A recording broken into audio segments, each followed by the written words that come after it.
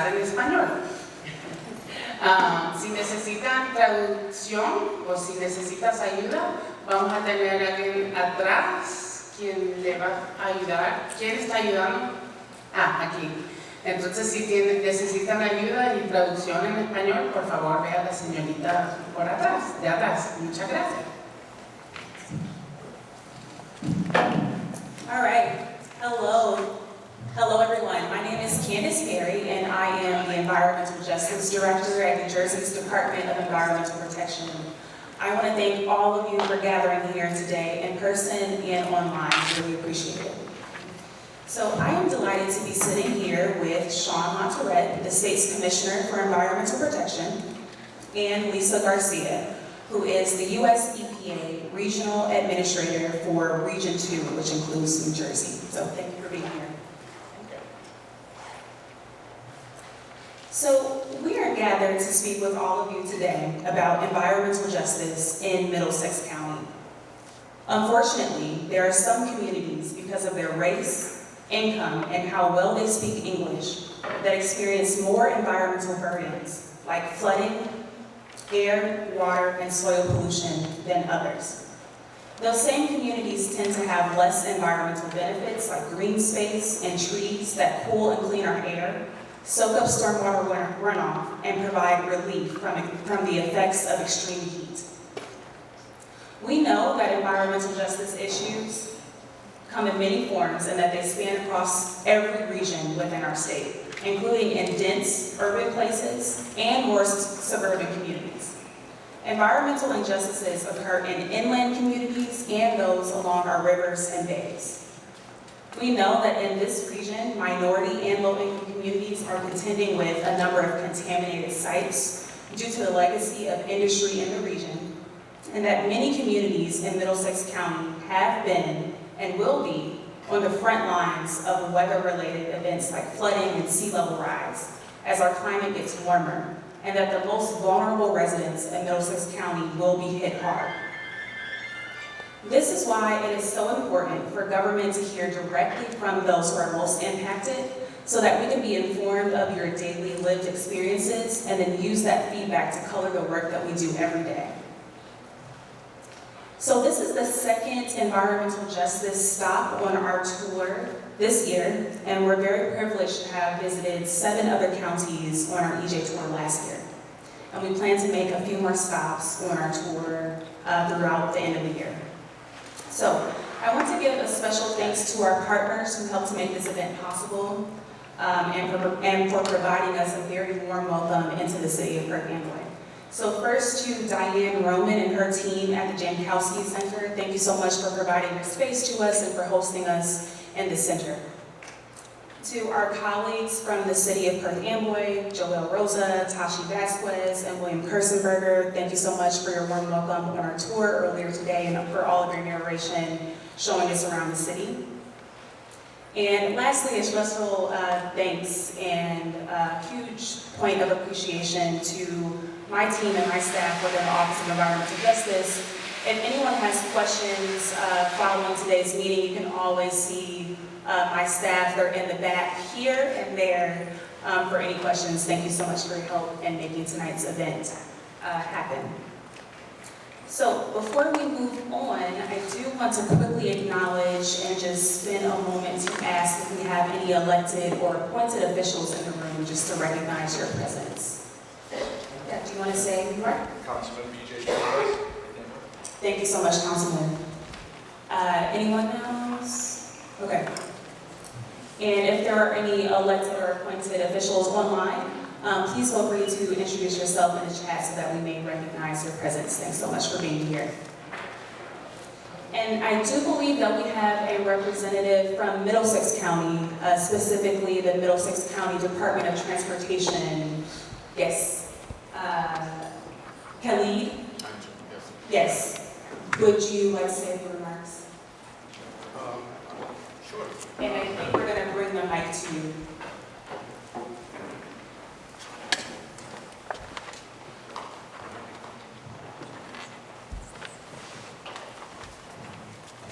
Thank you very much, Director Kerry, Commissioner Sean Latourette.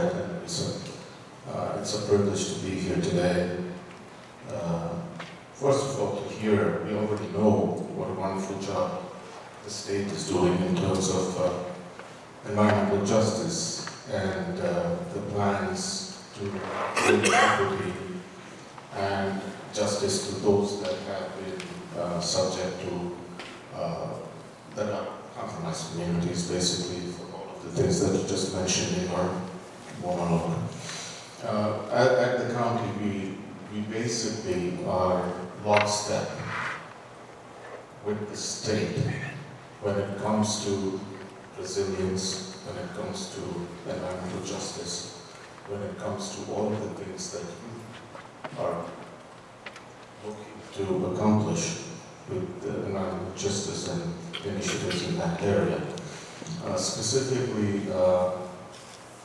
the county is a very forward-thinking, progressive entity that basically has a game plan and a strategic outlook. And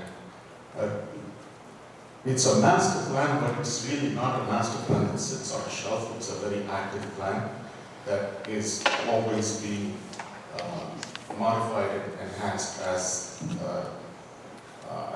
the days go. It's called Destination 2040, and that plan has several areas that it addresses, and the focus of that plan is to be ready in what does the Destination 2040 look like, and how, as a community, as a county, as a government agency, can we serve the community, be ready for the challenges that we face, whether they are environmental, whether they are economical, ecological, environmental, or other challenges in terms of resources, education. How can we have a workforce that is ready for 2040? And how do we really program the activities that we have to address those needs going forward? And every single component of that plan, there's about 40 elements, I think, has a component that involves environmental justice. We are happy to say that that is a key element of what we do. We have a number of projects in different areas, whether it is resilience, electric vehicles, smart investments, or the pursuit of grants, which are really out there to take advantage of, federal grants that can basically address some of the things that you're talking about. Resiliency is a big component of that.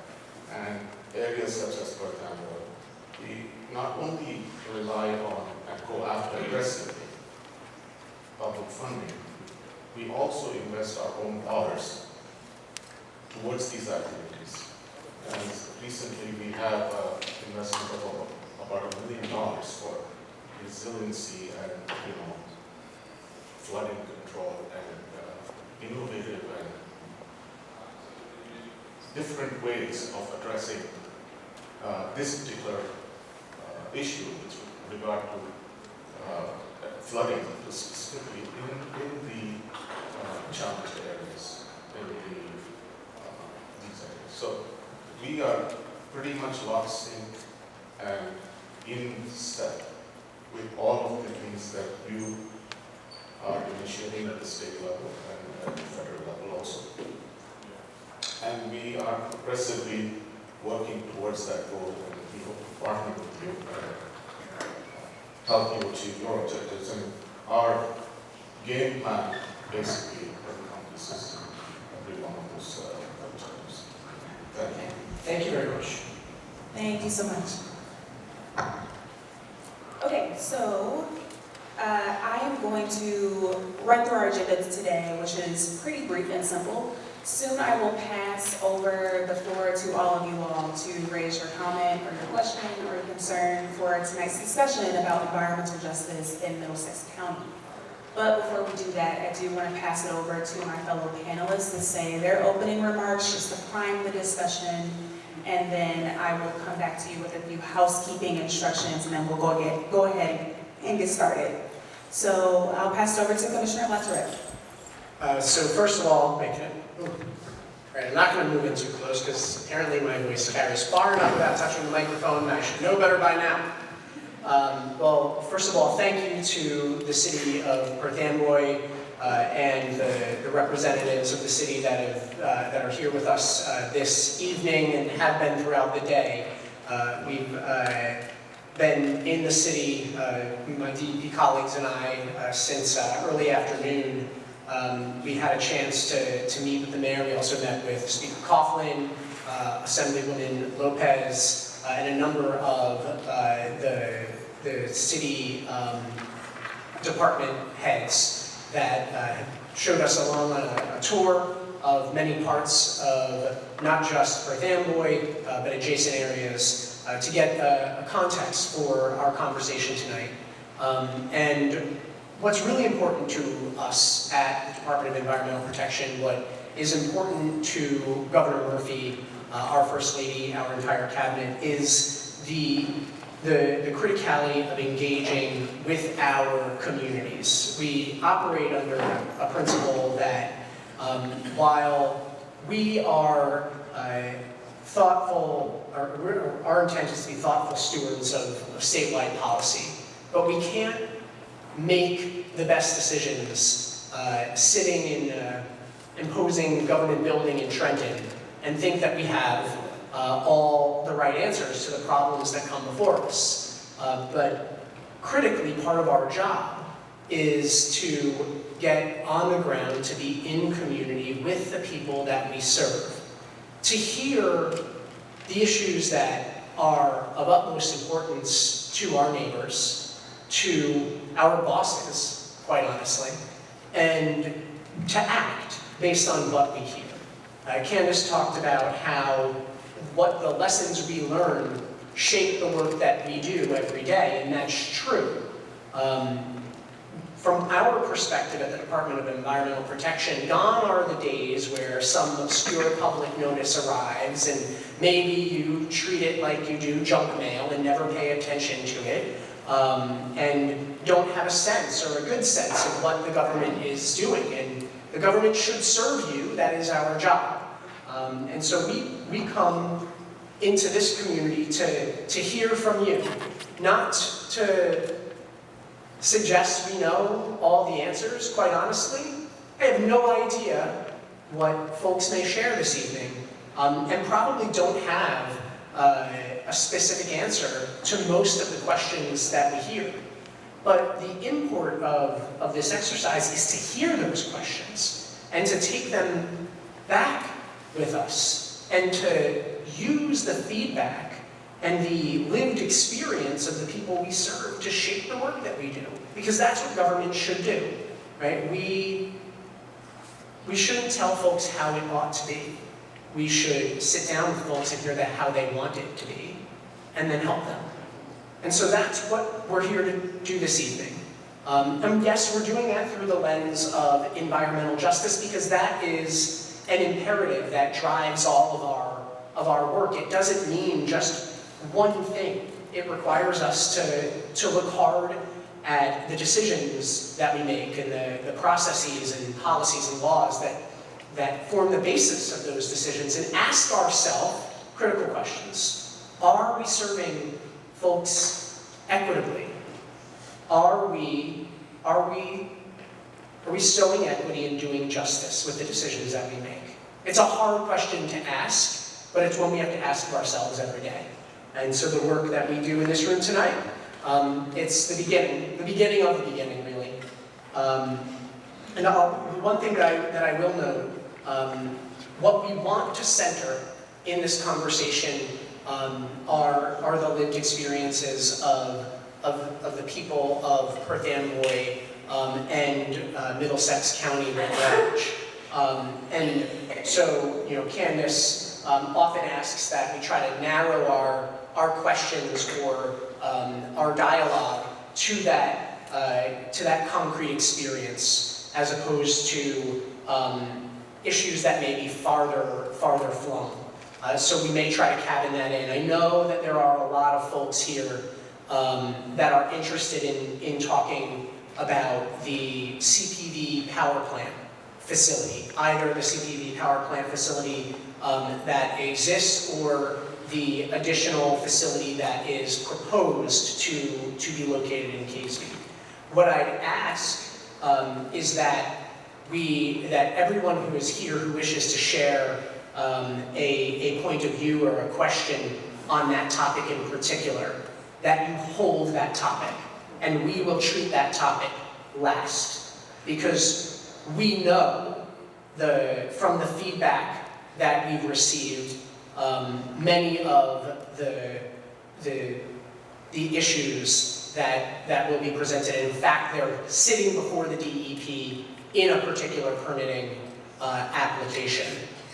So what I'd like to do is hear all the other things that folks are concerned about in this city, in this county first, and then we'll go through what folks may have to share about that particular matter.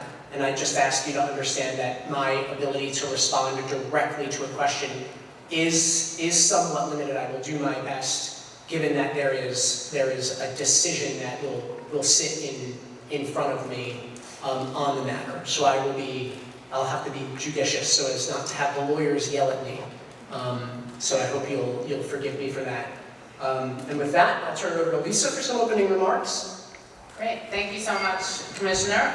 Thanks again. It's always great to be on the road with my partners with New Jersey DEP. So thank you so much, Commissioner LaTourette and Candace, for all the great work and partnership. And of course, thank you to the City of Perth Amboy and everyone who was with us earlier on the tour. It really helps us when we can engage and be here in person to really hear what we're doing. And also, of course, thank you to Middlesex County. So, just everyone who came out. So again, Lisa Garcia, Regional Administrator for EPA Region 2, which includes New Jersey, New York, Puerto Rico, the U.S. Virgin Islands, and also 8 Indian nations, mainly upstate New York. Our work is really, at EPA, is obviously to make sure that we're partnering with our states, with our local governments, but foremost to really make sure that we're serving the people here. And so we want to make sure that we get out, that we understand what the issues are, how we can improve our work at EPA. Most of you know, on the theme of environmental justice, President Biden, one of his first executive orders focused the federal government on making sure that we tackle the climate crisis and that we also really advance environmental justice. And the great thing about this opportunity that I have to work at EPA at this time is it was coupled with about over $100 billion in investments through the bipartisan infrastructure law and also through the Inflation Reduction Act. So it's a great moment for us to be able to make sure that we take this priority and we invest in the work that we're doing. And one of the initiatives to make sure that we invest in disadvantaged communities or overburdened communities is an initiative called Justice 40, which speaks to really making sure that the investments, that the funding that the federal government has, so EPA, that over $100 billion, is invested in disadvantaged communities to really tackle, as Candace and the Commissioner are saying, tackle the issues that communities have faced for many, many years, but for some reason have been under-resourced or underserved. This is the time that we want to take that next step and get the work done and really advance environmental justice. And so we're tasked with going out and speaking to communities, working with our partners. So these types of forums where we do the EJ Roundtable has been really great to be on the ground in New Jersey, listening, really listening to what the issues are, like I said, to make sure that we improve the work. So thank you again to Governor Murphy, to Commissioner LaTourette, to all of New Jersey DEP, and of course I could not do it without the great team I have at EPA Region 2. Many are here, you can wave, say hello. I'm especially grateful for my Chief of Staff, Olivia Glenn, who hails from New Jersey, and was the Deputy Commissioner at New Jersey DEP and joined us. So Olivia Glenn is here, and we're just making sure that we're doing the work, hitting the streets, as we say, and really making sure that we're listening and trying to meet communities where they're at and serve, as we're saying. So with that, I will turn it back to Candace. Thank you so much. Thank you for those opening remarks. So I want to turn the floor over to you all now. So I'll give you a few instructions. If you have a question or comment that you would like to raise, just feel free to raise your hand. And Myla Ramirez on my staff will run the mic over to you. So we'll just take it that way. I do want to echo the Commissioner's sentiments that we're going to take, or request to take comments and questions from residents of Perth Amboy first, and other residents of overburdened communities in Middlesex County, and then save all CPV-related questions or comments to the end. If we do not get to your question or your comment for whatever reason, if we run out of time, we will hang out after the meeting for a little bit, so feel free to come up to us or to ask your comment or question to my staff in the back. Yeah, I got it. And so we have not forgotten about all of you online. We are monitoring you. So a couple of instructions for you. There is a way for you to raise your hand online. So it should be in your Zoom controls at either the bottom left hand or right hand of your screen, where you can just click raise your hand. And so we'll just kind of take you in the order of seeing the hands raised. We will call on you when it is your turn to unmute yourself and to ask your comment or question that way. Also, feel free to put comments and questions in the chat, and we can take them throughout the meeting. Try to say some out loud, and my team will also be responding in the chat as we go along through the meeting as well. And I do know that there are at least a few phone numbers, so people are calling in via phone. So again, there is a way to raise your hand. You want to press *9. My goodness. So *9 to raise your hand from your phone, and then we'll be able to see that online, and we'll call on you when it's your turn to unmute and ask your question. Please, all comments or questions should be pertaining to Middlesex County or have a statewide implication. Any other comments or questions, again, feel free to see us afterwards. So with that, we'll take the first question. Anybody want to start us off? Okay, we have one. Hi, can you hear me okay? Yeah, if you're comfortable sharing your name, it's okay now. My name is Christine Leary. I'm an NYU student. I go into the Center for Global Affairs, and I'm studying energy transition. And I'm not going to talk about energy, but as a resident of Perth Amboy, what I would like to know, and I don't know if you guys have specific answers, but I'm not sure if there's like city officials here, but like to what degree is code enforcement going to be enforced in this town? I have my own lived experience. I won't go into those details, but you know, people, you know, they do feel the impact of that. So I was just wondering, to what degree will code enforcement come up? Can you give me a for instance, because I'm not sure what exactly you mean by code enforcement. Like for example, in Perth Amboy, a number of homes have oil tanks, and some of them are in basements. And I had an instance, for example, where the HVA system, it was smoking out my whole house, and the fire department had to be contacted.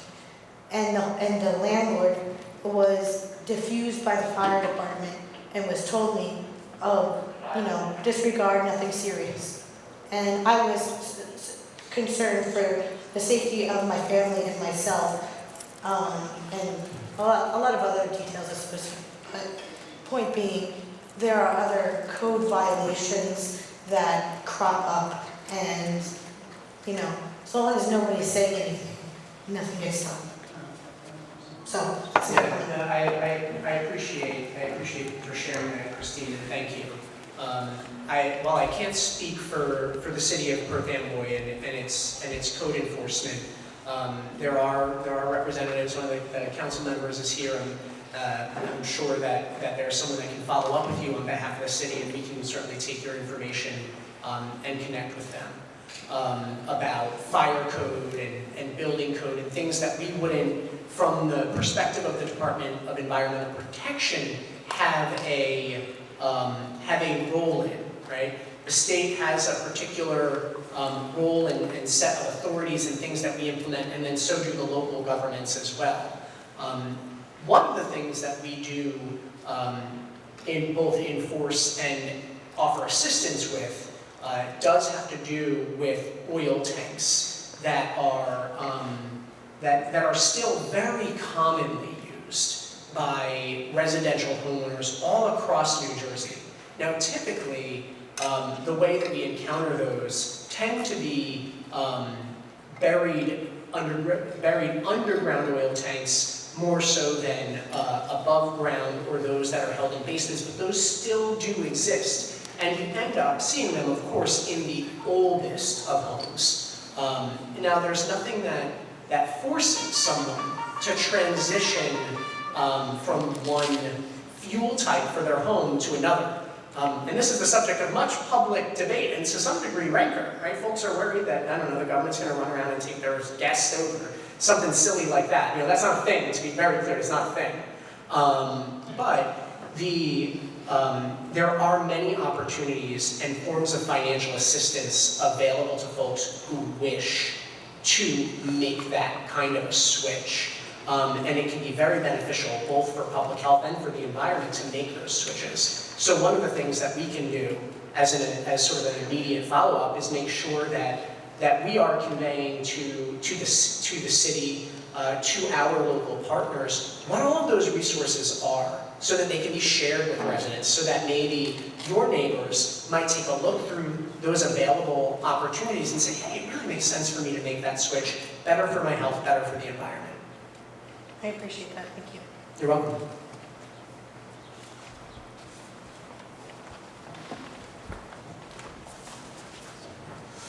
BJ Torres, Perth Amboy resident. My questions pertain our current situation with our combined sewage overflow. Tomorrow evening at the City Council meeting, the City Council is going to be voting on a combined sewage overflow plan. And the price tag of the plan is over $300 million. And currently, the only means of covering this is through rate hikes. Not only are we an environmental justice community, but we're also a social justice community that has some of the lowest income and some of the highest rates in the county, or the highest rents in the county. 70% of our residents are renters, and a lot of this cost is going to be put on, the burden is going to be put onto the renters. So my question is how much funds are available for our environmental justice town to be able to address that price tag? And I know how much of Governor Murphy's $300 million in American Rescue Plan funds for the water infrastructure will go to our CSO plan. And how do we apply for these funds? I am so glad that this is the second question, because one of the things that we spent some time on with the representatives of the city on our tour today was the combined sewer overflow issues, and these are issues that are near and dear to both Lisa and I's hearts. You asked a couple of questions. The first was about price, the second was about funding, and the first was about pricing. Maybe we're just providing notice that the city was voting on it.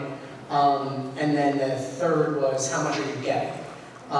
So the city, and everyone should understand the CSO risks, and I would encourage anyone here that is a resident of Perth Amboy to pay attention to that meeting because it's important. I'm very aware of the CSO issues in Perth Amboy.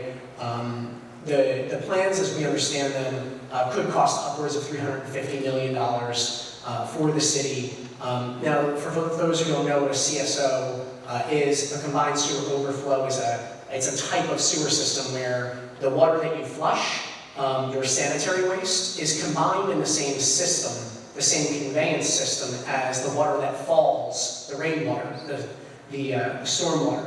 And that's an old way of doing things, having one system for both of these types of wastewater, the storm and the sanitary. And what happens when it rains too hard, that sanitary sewage can come right into our communities or our waterways without treatment. And that's a really terrible thing. And it plagues over 20 cities in our state, all of them environmental justice communities. The answer of how much money is there to help you, hundreds of millions of dollars are there to help you. And the place that you need to go is to DEP, or sorry, nj.gov/DEP/WIIP for the Water Infrastructure Investment Plan. Because Lisa has generously given us a lot of money. And it is Lisa's job and my job to spend that money helping our communities tackle these problems. And if I don't, she's gonna really be upset with me. And she's kind of my boss in a way. And so together the DEP and the EPA are here to deploy those funds, but what we need to make sure of is that the city is well positioned to take advantage of the next funding round, which opens in July. And how much the city can get is dependent upon how ready the city is with its plans, with its applications to put into our system. And so if you go to that website, you'll be able to read all about it. You'll see that you're on our priority list for funding. And what that means is there's a mixture of free money, grant funding, or what we call principal forgiveness, which is a loan you don't have to pay back, basically a grant. And then very low interest loans that are available from the DEP. Because we take Lisa's money, we add our own money, and then we add money from our infrastructure bank in the state to try to help make the biggest impact we can. So there's a lot available for you. It'll take the form of many years to come. And so every year there's a new application for the next, usually these projects are in phases. And so phase 1 in year 1, phase 2 in year 2, so on and so forth. But I know Lisa wants to make sure that we spend this money helping environmental justice communities, so maybe a thought on that you'd like to add? Yeah, no, I would just say it's great that you're in the pipeline or thinking of it already, and so I know that a lot of times these costs just seem overwhelming, or that a city or village can't tackle it. And so this is really the opportunity that we're talking about at the federal government with this additional funding, is to try to get in the pipeline now. So it's great that you're on the priority list. Please check in on all the technical assistance that's available through EPA and DEP to make sure that you can get into that kind of pipeline of funding and the phases. Because as the commissioner said, we have this wonderful opportunity, lots of money. It's a forgivable loan, as the commissioner said, and it needs to be spent. And these are the kind of projects that we were looking forward to hearing about and to supporting. And so we work in partnership with DEP, and we do have a little bit of oversight on their final intended use plan. And of course, like I said earlier, with this Justice 40 initiative, also making sure that places like Perth Amboy are on that priority list. So yeah, so we want to hear from you some more and help get that going. And these types of funds are available for every municipality in Middlesex County and beyond. Yeah. It's just a matter of getting into the pipeline, as it were, and being the funds being administered. It is not all free money, to be clear, but by putting the free money with the low interest money, the way that you sequence repayments can give a local government very low debt service. It is not the case that the only way to do this is on the back of a ratepayer. We don't want that to happen. Another point to add on to that is the concept of stormwater utilities, if people in the room are familiar with that. So it's basically the concept of either utilizing an existing authority, so like your wastewater utility or your sewer utility within the city, or creating a new form of government where a fee will be charged to property owners based on the amount of impervious cover. So hard surfaces, concrete, asphalt, how much of that is within the city, and charging a fee to those property owners. So not directly to the residents or the ratepayers, but to those who have the most impervious cover within the city. And so we've given out grants to do feasibility studies. So for the city or for the water utility to understand what process or mechanisms would it need to take to set up that authority and to charge the fee, how much would the fee cost, and what projects could that revenue fund. So it could fund CSO projects and green infrastructure, stormwater projects. So I'm not sure if the funding for that will be reauthorized this year, but we are awarding some municipalities who have applied for those feasibility study grants, and there may be some future sources of money, so I encourage you to look into that. Stay in communication with us. We can make you aware when those funds might be available again for our stormwater utility. Yeah, let's see where this current budget lands us.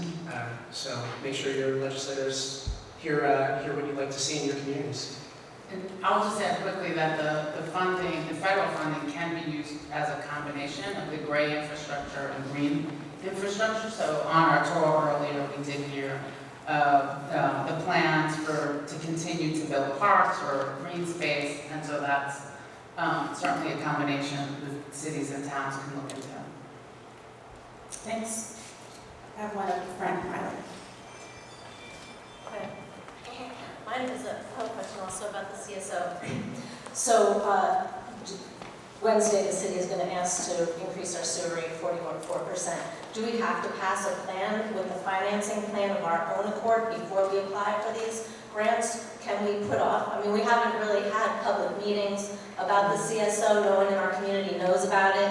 There was no State of the City address this year talking about the $330 million infrastructure investment the city was going to make. I think that, a lot of people went and looked at the $300 million that Murphy had put aside for, American Rescue Funds for the CSOs. We wondered where was Perth Amboy in there, and I saw us listed in the list of projects. So we were already listed in the pipeline, it looked like. So how much of the $300 million that was allocated for the CSO plans has been allocated to Perth Amboy? Nothing. Why? So part of part of that has to do with making sure that the application for that funding is being pursued.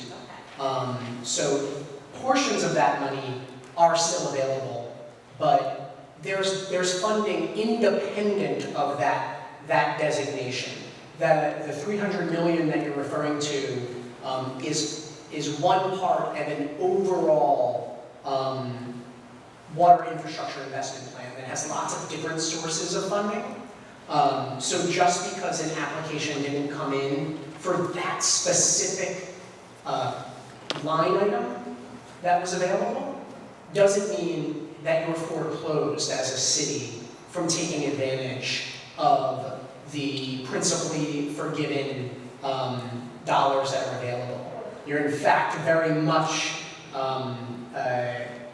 eligible.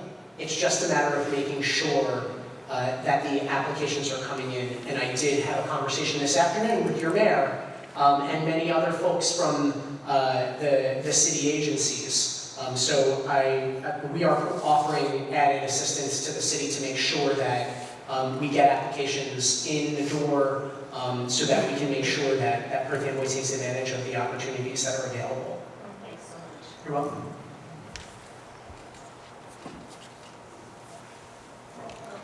Good evening. Bill Schultz, Red Riverkeeper. I was on a committee that helped develop a long-term control plan for Perth Amboy. Once that plan was basically developed, we were told, wait for the DEP. throw stones at you.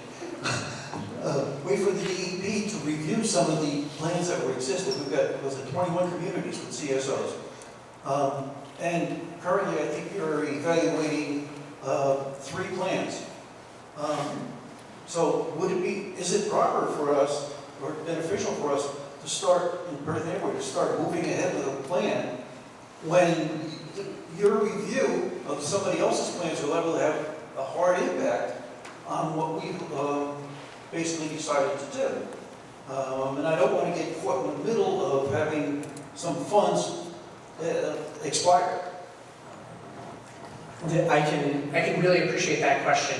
And so thank you for that, and thank you for the work that you do through your organization. So I think there's confusion of 2 different things that the DEP does in your question, because we do a whole lot of things, right? We finance hundreds of millions of dollars of environmental infrastructure every year, right? We also have to permit the facilities that discharge wastewater into our rivers and streams, and make sure that the pollution that is coming out is not too high to threaten our water quality.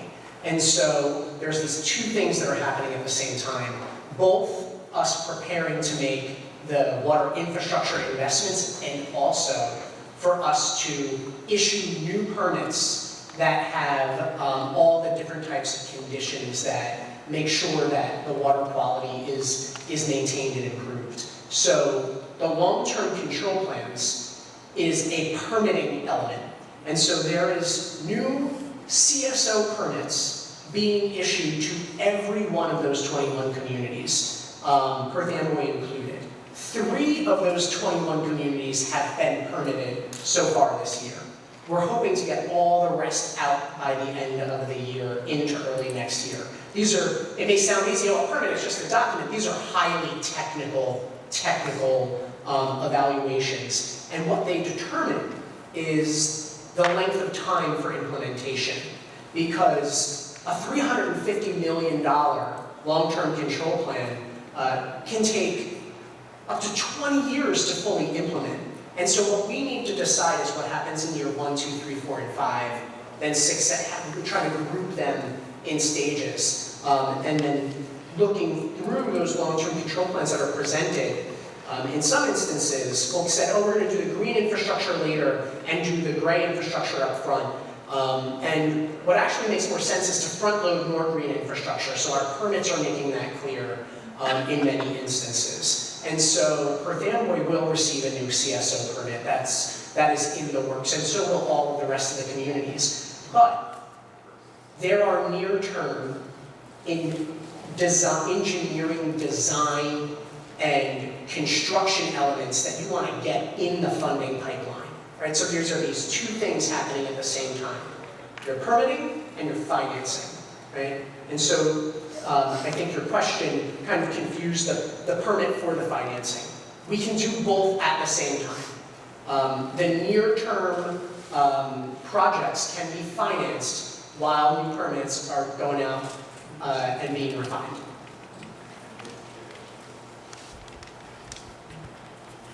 So I'm going to read a comment and question from Catherine Riss from online. She is from Piscataway.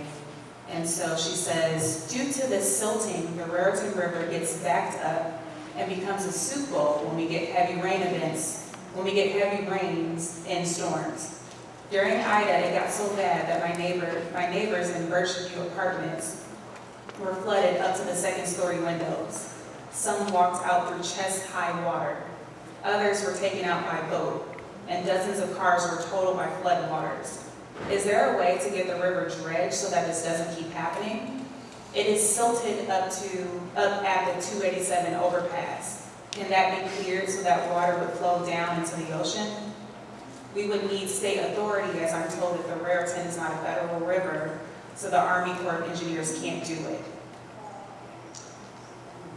This is a really, really great question. And I love the hard questions come early.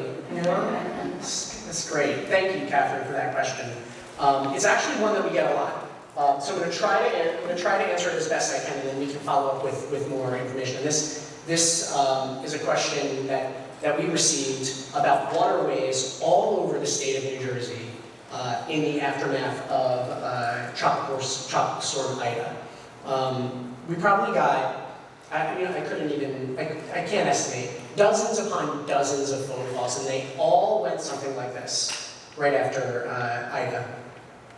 I have the Itsy Bitsy Brook in the back of my house, and the Itsy Bitsy Brook has been there for 30 years, and it has never flooded like this before. What went wrong? Who didn't clean out the Itsy Bitsy Brook? Who's supposed to take care of the Itsy Bitsy Brook? The answer to the last question is all of us. We're all supposed to take care of our environment, and we're supposed to do it together. It's the only way that we maintain the natural resources that we have and improve them. But we're confronted by a couple of really serious issues. We have a high density of development in really tight, constrained watersheds, right? Everything exists in a watershed. Our homes, our businesses, our roadways, everything is in a watershed. But we have lots of little tributaries and large rivers all over the place, right? We're a water-rich state.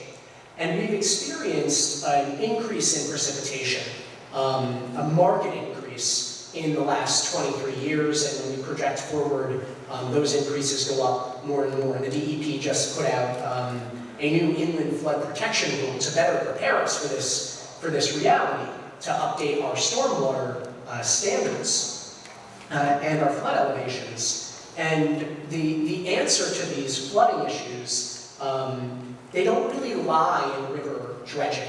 It can feel a little obvious. It can feel like that might be the common sense solution. Everything seems to be flowing down into this river, and it's lower than my home. I mean, I live in Highland Park, New Jersey, so I know the Raritan very well. And there was water near my doorstep during Ida, and I live at one of the highest points in my town. And we can think of this as like, oh, if we just create more of a deeper river bottom, all the water will flow there. But dynamics of watersheds and hydrogeology is so much more complicated than that.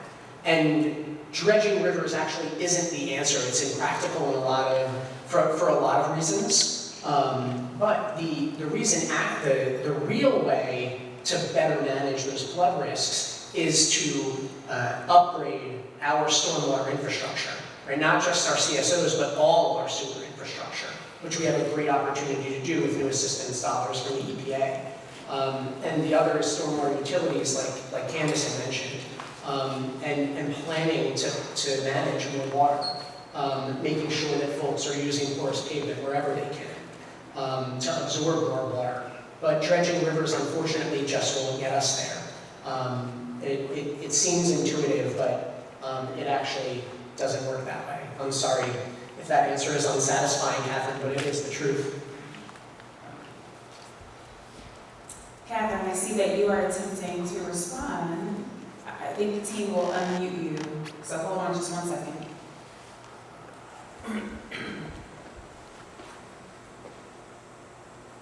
Can you hear me now? Yes. Yes. So, I'm glad to have a nice, high elevation home in Highland Park. I live on the banks of the Raritan. It's right outside of my window. The river ran through our basement up to the ceiling. Took out everything we had down there. It's life-threatening. It's not good enough for you guys to say, oh, dredging's not a solution. What solution do you have? Because since they built the Greenville flood control project, all that water gets dumped a mile upstream from us into the Raritan, and we get it. And it could kill us. Now, I don't want that to happen. I don't think you do either, so don't just tell me you can't dredge the river. Give me a solution that will work if that won't. I appreciate that. The answer is totally unsatisfying. Yeah, I appreciate that, and I know that the answer about the river dredging not being the answer is unsatisfying, but there is an answer, and there are specifically 5 things that can be done. Right? So the first is watershed-wide stormwater planning, and that is a service that we help support from the DEP by providing grants to local governments. So one of the things that we can do is make sure Piscataway, Catherine, is aware of those grant opportunities. The second thing that we can do is stormwater asset identification so that we can plan and help to finance upgrades for stormwater infrastructure, because that is very seriously the key to better managing the water, and we have resources available for that, so we can also make sure that your locality is aware of that. And then the third is what Candace had mentioned on stormwater utility, to provide the long-term governance structure for managing increasing demands on our watersheds, and to provide localities with the mechanism that for making continued investment in both green and gray infrastructure over time, because this old infrastructure will take a long time to better position to respond to increasing rainfall. The fourth thing that is important to evaluate is through climate resilience planning, which is another service that we provide to local governments, and we'll make sure that Piscataway has that as well. It's called the Resilient New Jersey Municipal Climate Resilience Planning Toolkit.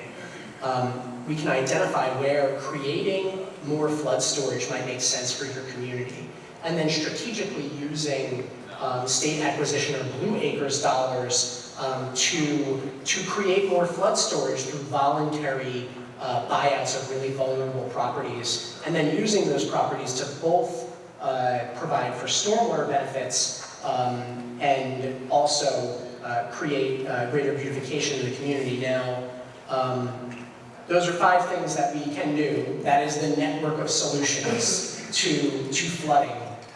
It's complicated, but it's achievable. And so we'll make sure Piscataway has all of that information. And thank you again. And I would add that the federal government is also working on these things, once again, with our partners in the state or local governments, local municipalities. And so there's a lot of funding that is available for the, coastal flooding, for urban flooding, focus on climate resiliency and obviously adaptation and preparedness. And so one of the things that we did, and New Jersey was one of the first states to sign up, is to share with EPA and the federal government the plans for this climate resiliency. What are the climate plans? So that in 2024, and we understand that this is long-term planning, but unfortunately it took us a long time to get here, and it's going to take a little while to get us out of this mess.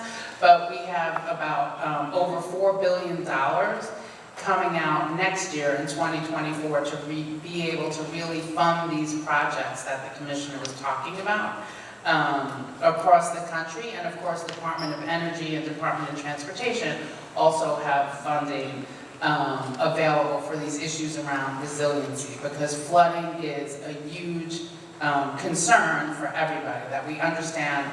Unfortunately, the precipitation and the events, the rain events, the storm events are getting worse, and we need to prepare for it and be ready for it. So anyway, so we're working on these issues, and there's a lot of information on the federal side also for those types of grants. Thank you. Follow-up question to that from Paul Sowers from online. How do you implement watershed-wide planning given that New Jersey is a home rule state? Very carefully and with a lot of cooperation from the local governments who want to stop the flooding. Anyone? Yes. Do I need a mic?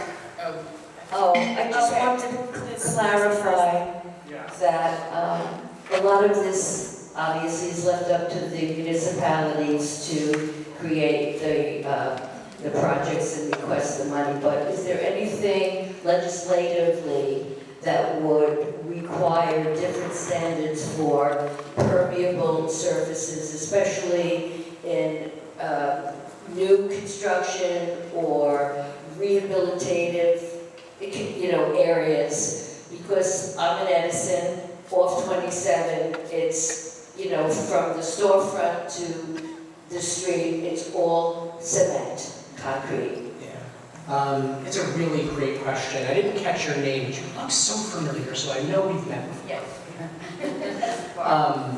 So it's a great question. No, there is no state legislation that I'm aware of that requires the use of more porous materials, whether that is for a parking lot or a roadway. You know, when Nancy Pinkin was in the legislature representing Piscataway and other areas of Middlesex County, this was a passion of hers. I don't know, I've not heard of another legislator since pinking it up, post her departure. There are a number of benefits that we can offer, like relative to additional funding and scoring points in these grant projects for folks who make those choices. But it is not a mandate of any kind, but it is definitely a key to reducing the flooding. There's not a doubt.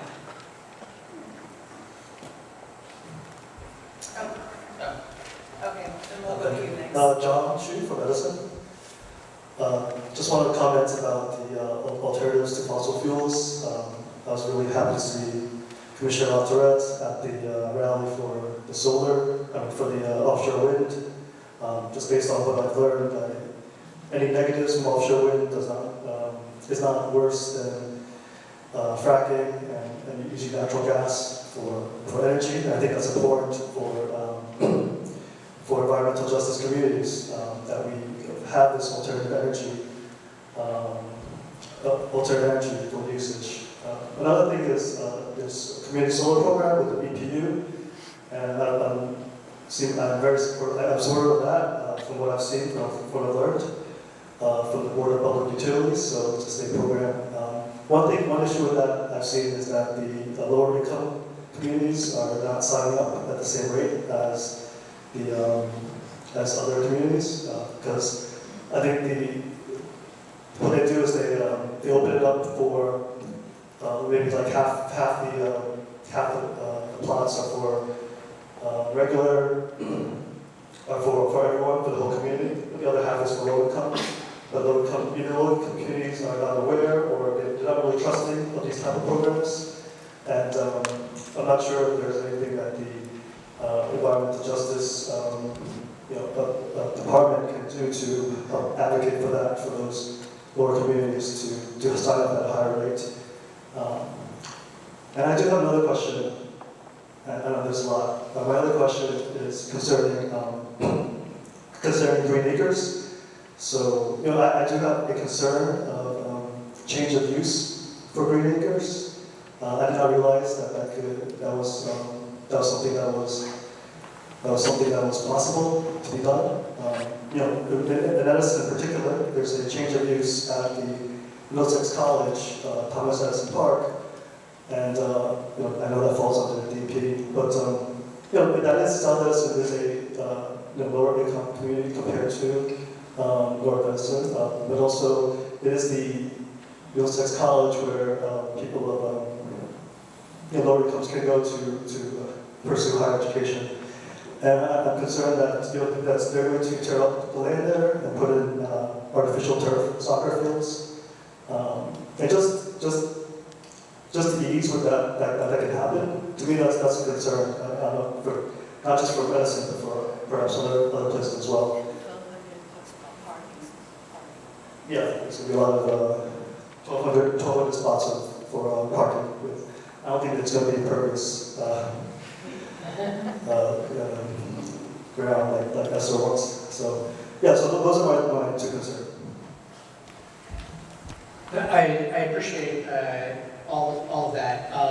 One of the things that springs to mind relative to the green acres question, which is of the many things that the DEP does, we steward our green acres program, which means we administer roughly $100 million a year of investments in open space and parks development, local parks development. So we help our counties and our local governments buy land to make more parks and to improve those parks.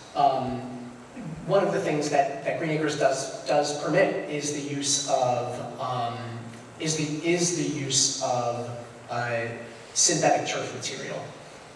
Now, the thing to understand about that material is it is in many ways also impervious. So what happens when the choice is made to use synthetic turf, there is a greater stormwater management burden that gets worked upon the site. So you end up having to do more stormwater management that could take up space that impervious turf fields are creating a runoff effect. There are some really forward-thinking projects. A couple at Princeton University come to mind where they're doing athletics on top of stormwater management underneath. Now these are more complex projects, but deeply beneficial. Obviously more costly to do things in that manner, but it's, in a way, sort of gone are the days where we use land for only one purpose. And we've got to think about how we achieve multiple ends with one piece of land, with how we manage our watershed, how we're reducing flooding, creating new development opportunity. All of that can be done in one space. It does require us to think a little differently. And so Green Acres does provide greater incentives for folks that are thinking in that bigger frame. Can I just mention something on the solar, and then you can go on the community solar? That's a really good recommendation or point to highlight that the state and in the summer the federal government is going to go out with a lot of money for community solar, both from the Department of Energy and from EPA. And so we always talk about leveraging money with the state, the local government, and now the federal funding, how we can really get at this issue. And one of the priorities is to make sure that low-income communities that haven't taken advantage of Department of Energy's grants or funding, really take advantage of this. So we will take this back because we're still in the design phase or finalizing this. It's going to be, for the EPA side, it's $7 billion for municipalities, like you mentioned, to work on those types of projects for community solar or maybe, local government solar projects.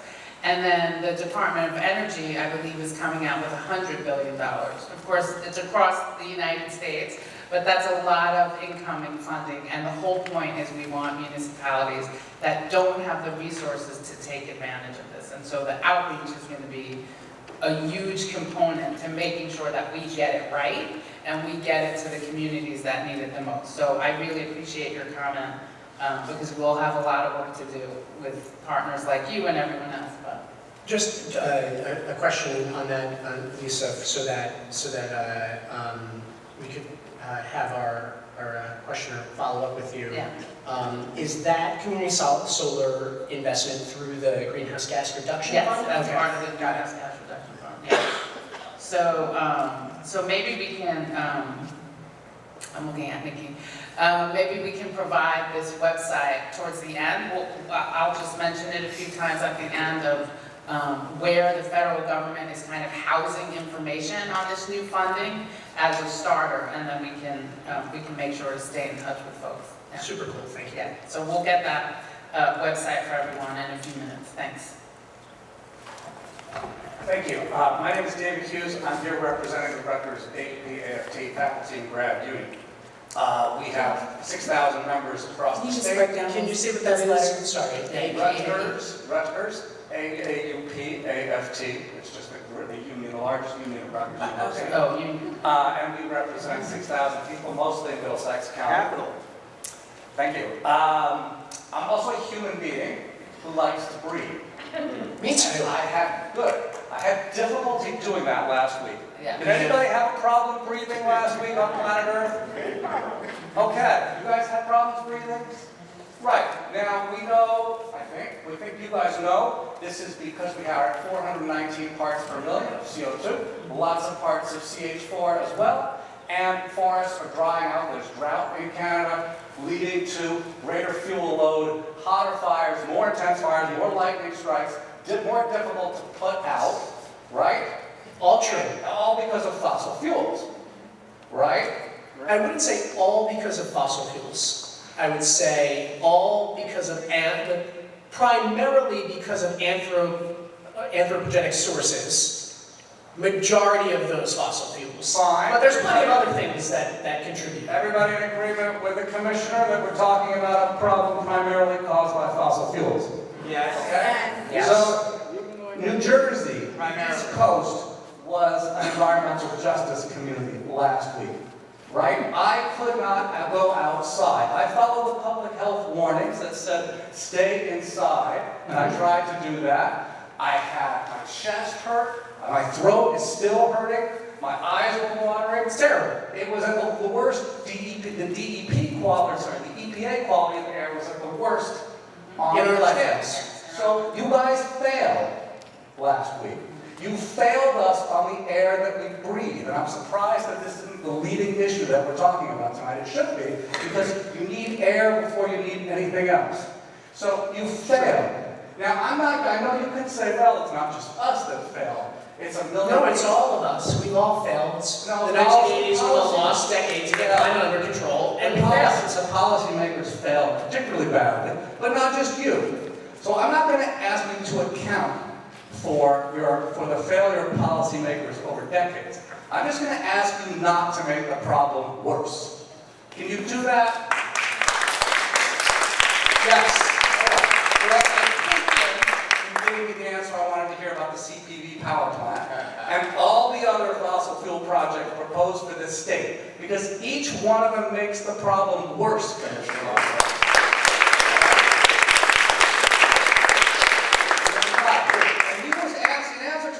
You once said, oh, but you enviros should love the natural gas plants because they're better than coal. Not true when you count the leaks upstream, as I think you know.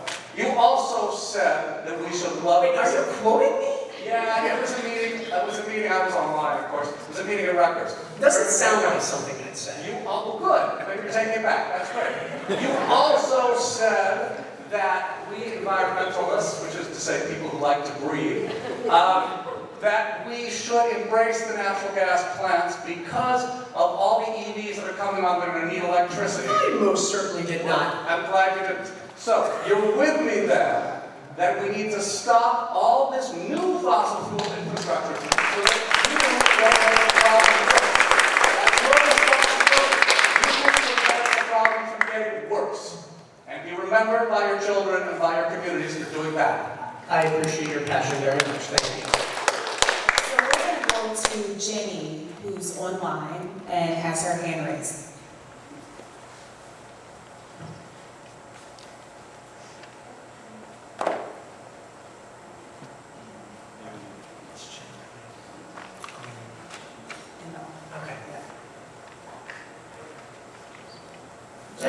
Increíbles cosas que están haciendo y hablan de mucho presupuesto, pero quiero traer algo a ustedes que obviamente me dicen que ustedes han ido en un tour, ¿verdad? Y conocen o conocieron la ciudad.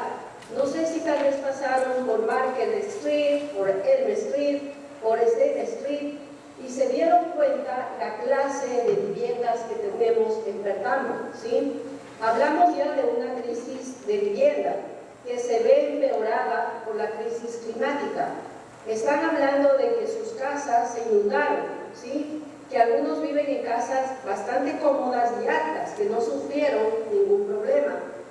Pero si ustedes se han fijado, y ya lo han dicho, ya lo dijo un señor acá, mucha de la población de Perth vive de alquileres, ¿verdad? Todas las casas o la mayor parte de casas son alquiladas. La crisis climática se ve reflejada en esas casas viejas y edificios de malas condiciones por las que nuestra comunidad está sufriendo, ¿sí? Entonces yo les pido a ustedes, ¿sí?, que están en este momento en esta reunión y que están bastante preocupados por la crisis climática, que se den cuenta que esta crisis climática también se ha visto empeorada en la crisis de vivienda de nuestra comunidad. Y como organización estamos preocupados y tengo un par de miembros que están en esta reunión y están escuchando para saber qué solución vamos a tener nosotros, los de la comunidad trabajadora, comunidad muchas veces excluida de todos los beneficios que nos están diciendo, ¿sí? Han visto que en Perth, Amboy, cuáles casas o qué casas tienen paneles solares, por ejemplo, para mejorar la calidad de vida, ¿sí? No sé si en su tour se dieron cuenta. Creo que nadie en Perth, Amboy, o muy pocos. ¿Por qué? Otra vez, porque la mayoría de personas en Perth, Amboy alquilamos casas, no somos propietarios, ¿sí? Entonces, más que pregunta, lo que yo les quiero pedir a ustedes es que asesoren a quienes tenemos por electos en nuestra comunidad de Perth, Amboy, para que la comunidad sea parte de las decisiones, ¿sí? Hemos asistido a algunas reuniones, pero ¿cuál es el problema? No hay traductores. Y en este momento quiero agradecer a quien nos invitó como organización a esta reunión, porque hay un excelente traductor. Pero tomen en cuenta que la comunidad de Perth, Amboy es comunidad hispana, y aunque es obligación nuestra aprender el inglés, también es un derecho que tenemos de tener traductores, ¿sí? Entonces, gracias porque en esta reunión estamos entendiendo, y mi comunidad, la comunidad entiende, y mis compañeros que están en la llamada entienden, pero quisiera comentar eso, ¿no? La crisis climática se ve reflejada en la crisis de vivienda, y lo que dijo el compañero anterior a mí es verdad. Nuestros compañeros la semana pasada tuvieron crisis de salud por lo mal que estaba el clima. ¿Y quién hizo algo de eso? Nadie, ¿sí? Veo a ustedes que están muy preocupados ahora, pero es la primera vez que escucho que en Middlesex se quiere hacer algo del clima. También dicen que hay muchísimos recursos, pero cuando la comunidad inmigrante, ¿sí?, la comunidad trabajadora va a tener acceso, ¿sí? ¿Cuándo nos dan este tipo de información? Entonces, como repito, tengo esos pedidos como organización. Made on New Jersey está involucrada en crisis climática, quiere trabajar para mejorar, pero también queremos que los electos de nuestra ciudad y nuestro condado nos tomen en cuenta de manera más asertiva y tomen en consideración también todas las condiciones en las que estamos pasando. Y para terminar, muchos hablaron de las inundaciones y sus casas dañadas. Cuando nosotros vemos en Perth, Amboy, las lluvias, simplemente las lluvias fuertes que caen, hacen que el agua pase a través de los techos de las casas de nuestros miembros de la comunidad, sin que haya inundaciones, básicamente por el mal estado de las casas, ¿sí? Sean edificios o sean casas. Entonces, sí quiero que tomen en cuenta estos comentarios, porque es lo que la comunidad está pasando en este momento en Perth, y que cada vez se va a ver más afectados. Otro ejemplo mínimo de crisis climática es que las calles donde vive gente blanca, gente que tiene recursos económicos mucho más elevados que la gente inmigrante, ¿sí?, tienen calles completamente limpias, y claro, es nuestra responsabilidad también, pero también ahí hay pequeñas cosas, ¿no? Cómo es que recogen la basura, cómo es que en ciertos sectores distribuyen mejores basureros o basureros de colores, mientras que en las comunidades inmigrantes o de clase trabajadora no tenemos. Y todo esto hace que la crisis climática nos afecte más, ¿sí? Entonces, con estos comentarios me quiero retirar y agradecerles otra vez por tener traductor y porque la gente de la comunidad está aquí, está escuchando y está entendiendo por fin que alguien se está preocupando, pero que no solo queden palabras y que no solo nos digan vayan allí, vayan allá, pueden enterarse, impriman documentos, inviten y salgan a la comunidad a decir lo que está pasando.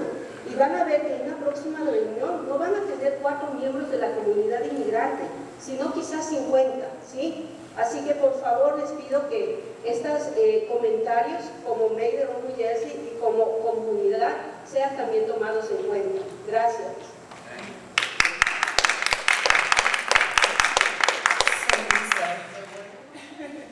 We have our online interpreter who can interpret, or do you want to just take it?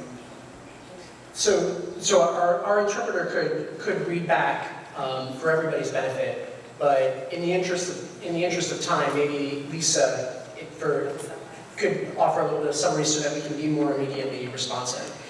Pues señora, yo voy a tratar de hacer un resumen pero yo sé que has dicho mucho y que muchas gracias y que ojalá la próxima vez sí sale, si viene 50 personas más porque vamos a tener traductores.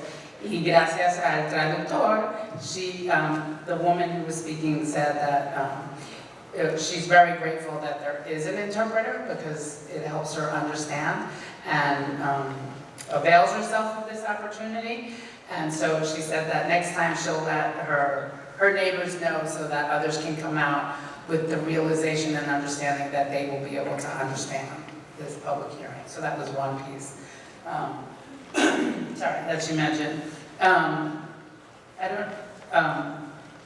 She was mentioning that there's so many injustices that play into how a community is living and how they can take advantage of resources or not take advantage of resources, not be able to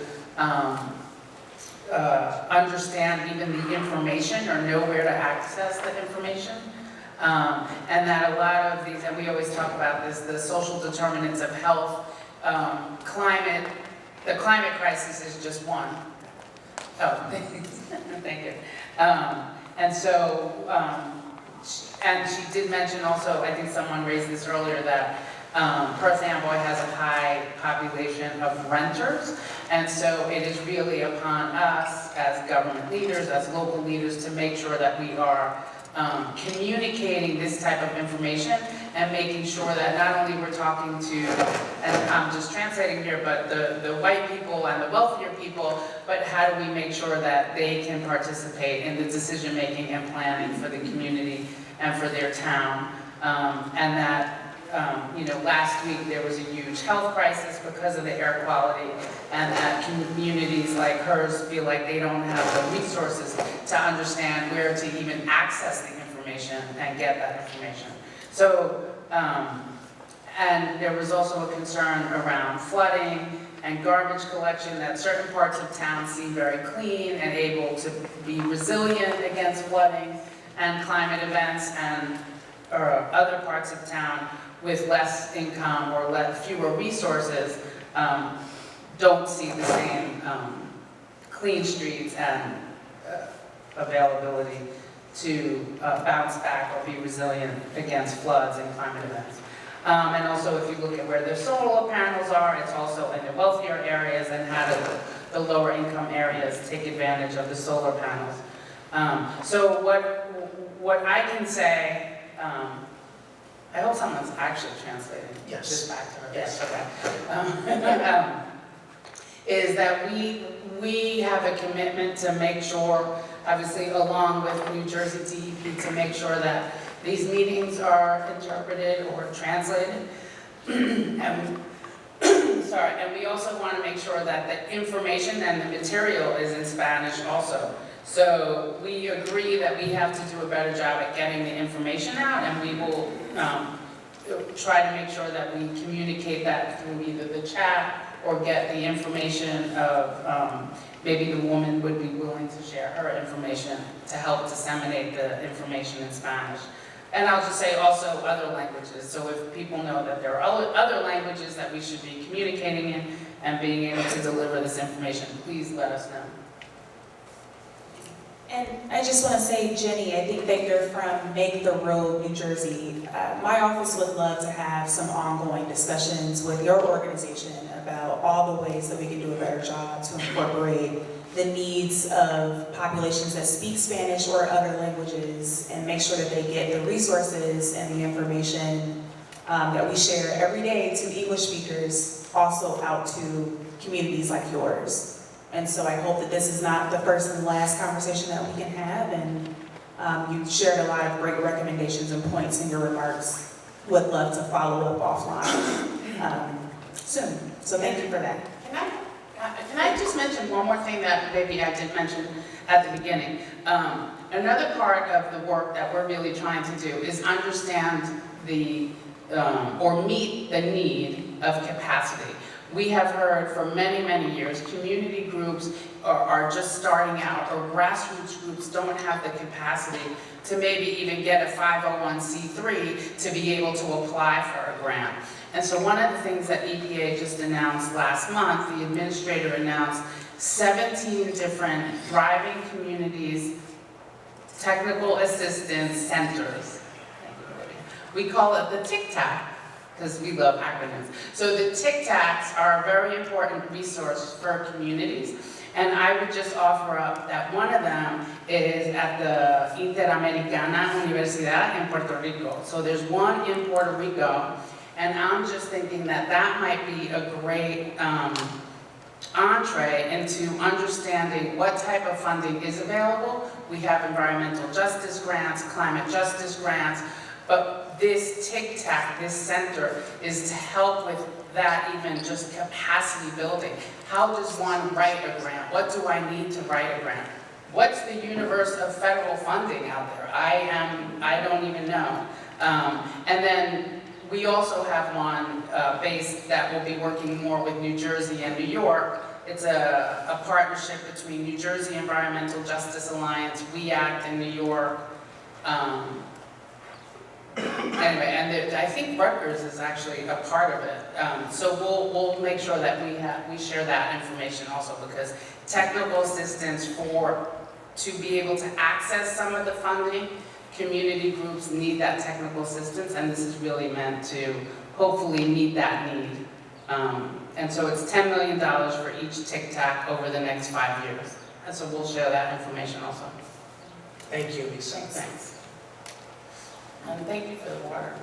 So there are 3 more people online. I'm going to go to them first. And so Audra. Yes, hi, my name is Audra Sabara. I am a Metuchen, New Jersey resident. I want to thank everyone for making the time to be here this evening and allowing us to provide feedback.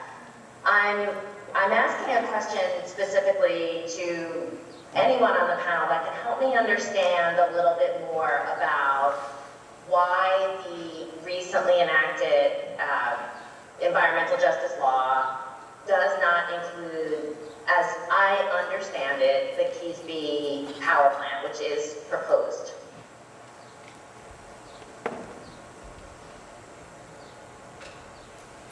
Audra, I will absolutely answer that question. I'm going to group it with all the folks who want to talk about CPV, so just hang on and let's make sure we hear the other remaining questions that folks had to raise, because I want to finish those and then we'll talk CPV. Okay, so there's someone online who's called in on their phone, and so I don't know your name, but the phone caller. Please unmute yourself, just dial *9. *9. Yes, good evening. My name is Sharon Huberman, and I am a resident in the city of Perth, Amboy. And I would like to thank you for today's presentation. It's really appreciated.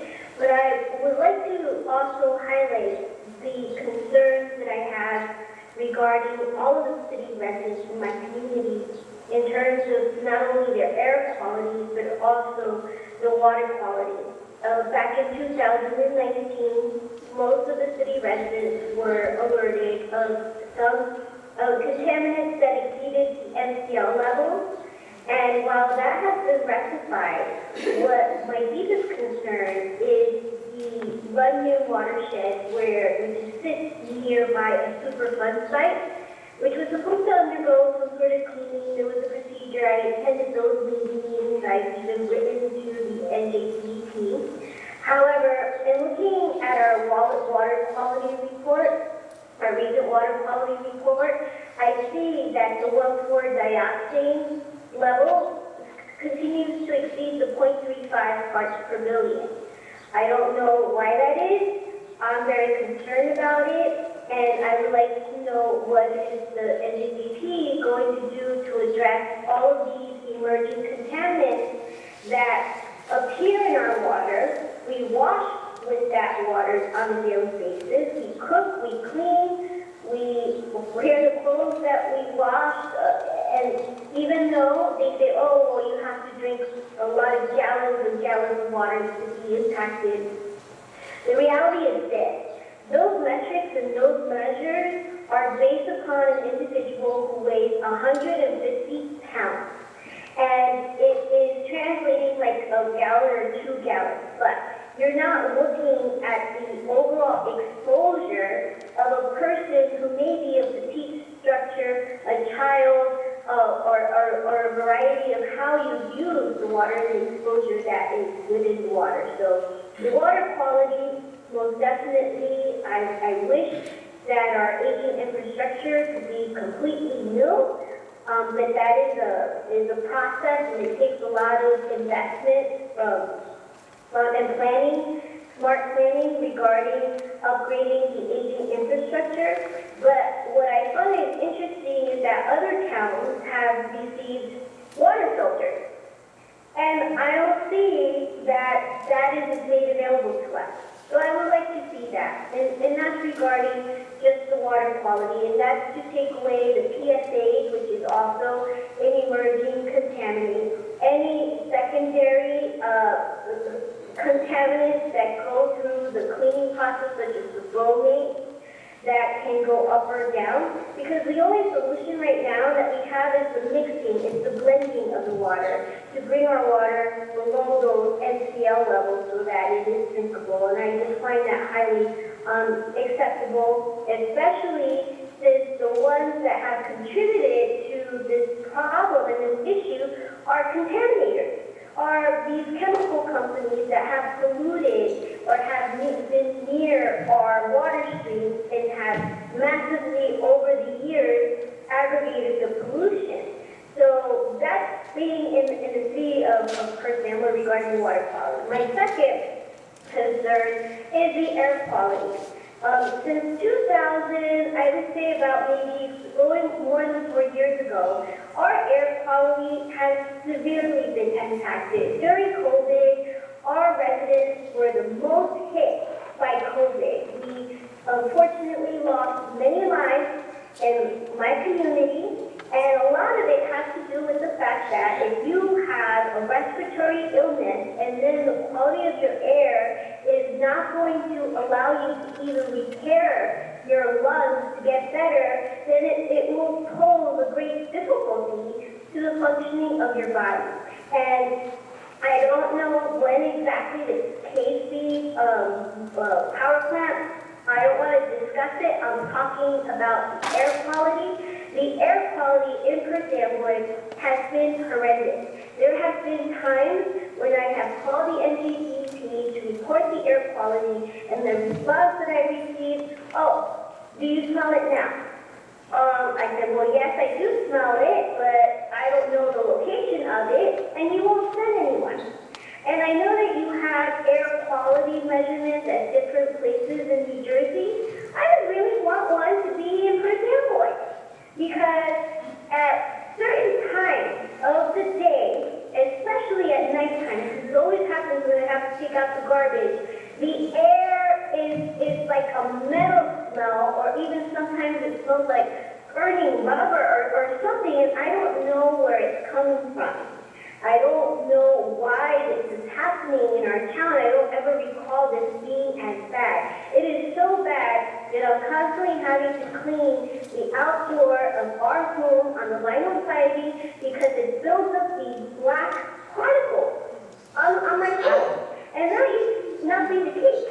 So what are we going to do? I really would like for there to be justice in our community, because I feel very strongly that all of these deals are made with these big companies and the ones that's carrying the biggest burden are communities like mine. So something needs to be done, and I need to start monitoring the air quality over here in Perth Amboy, because it has been tremendously bad, and for individuals who have respiratory problems, I'm one of them, it's hard to breathe.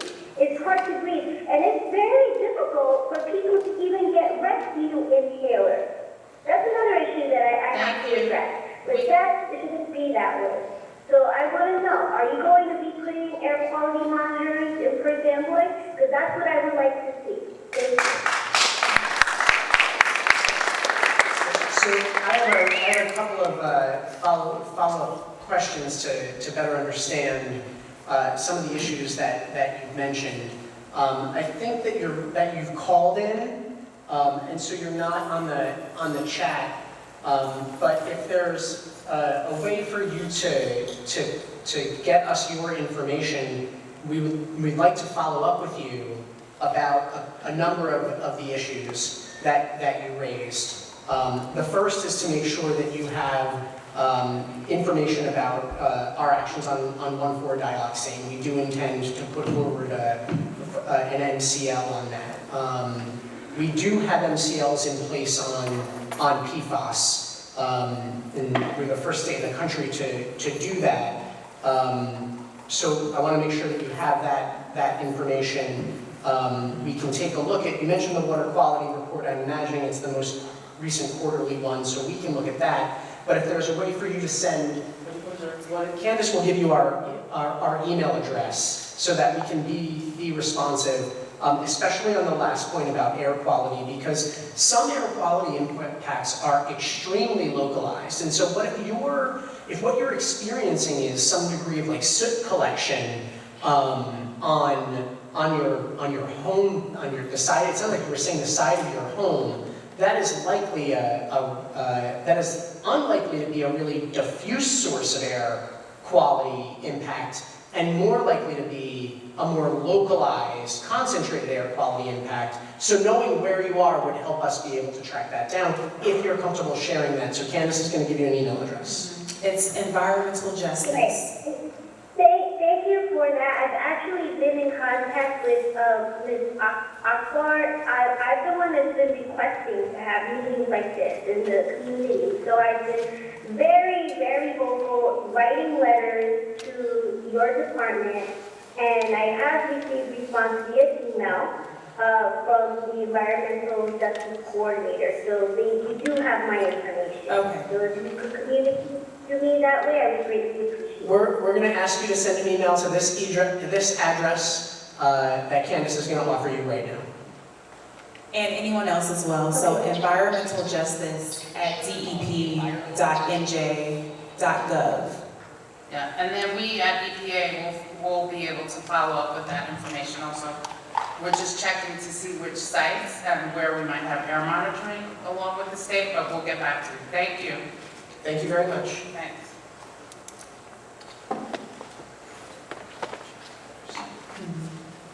Greg, you're next.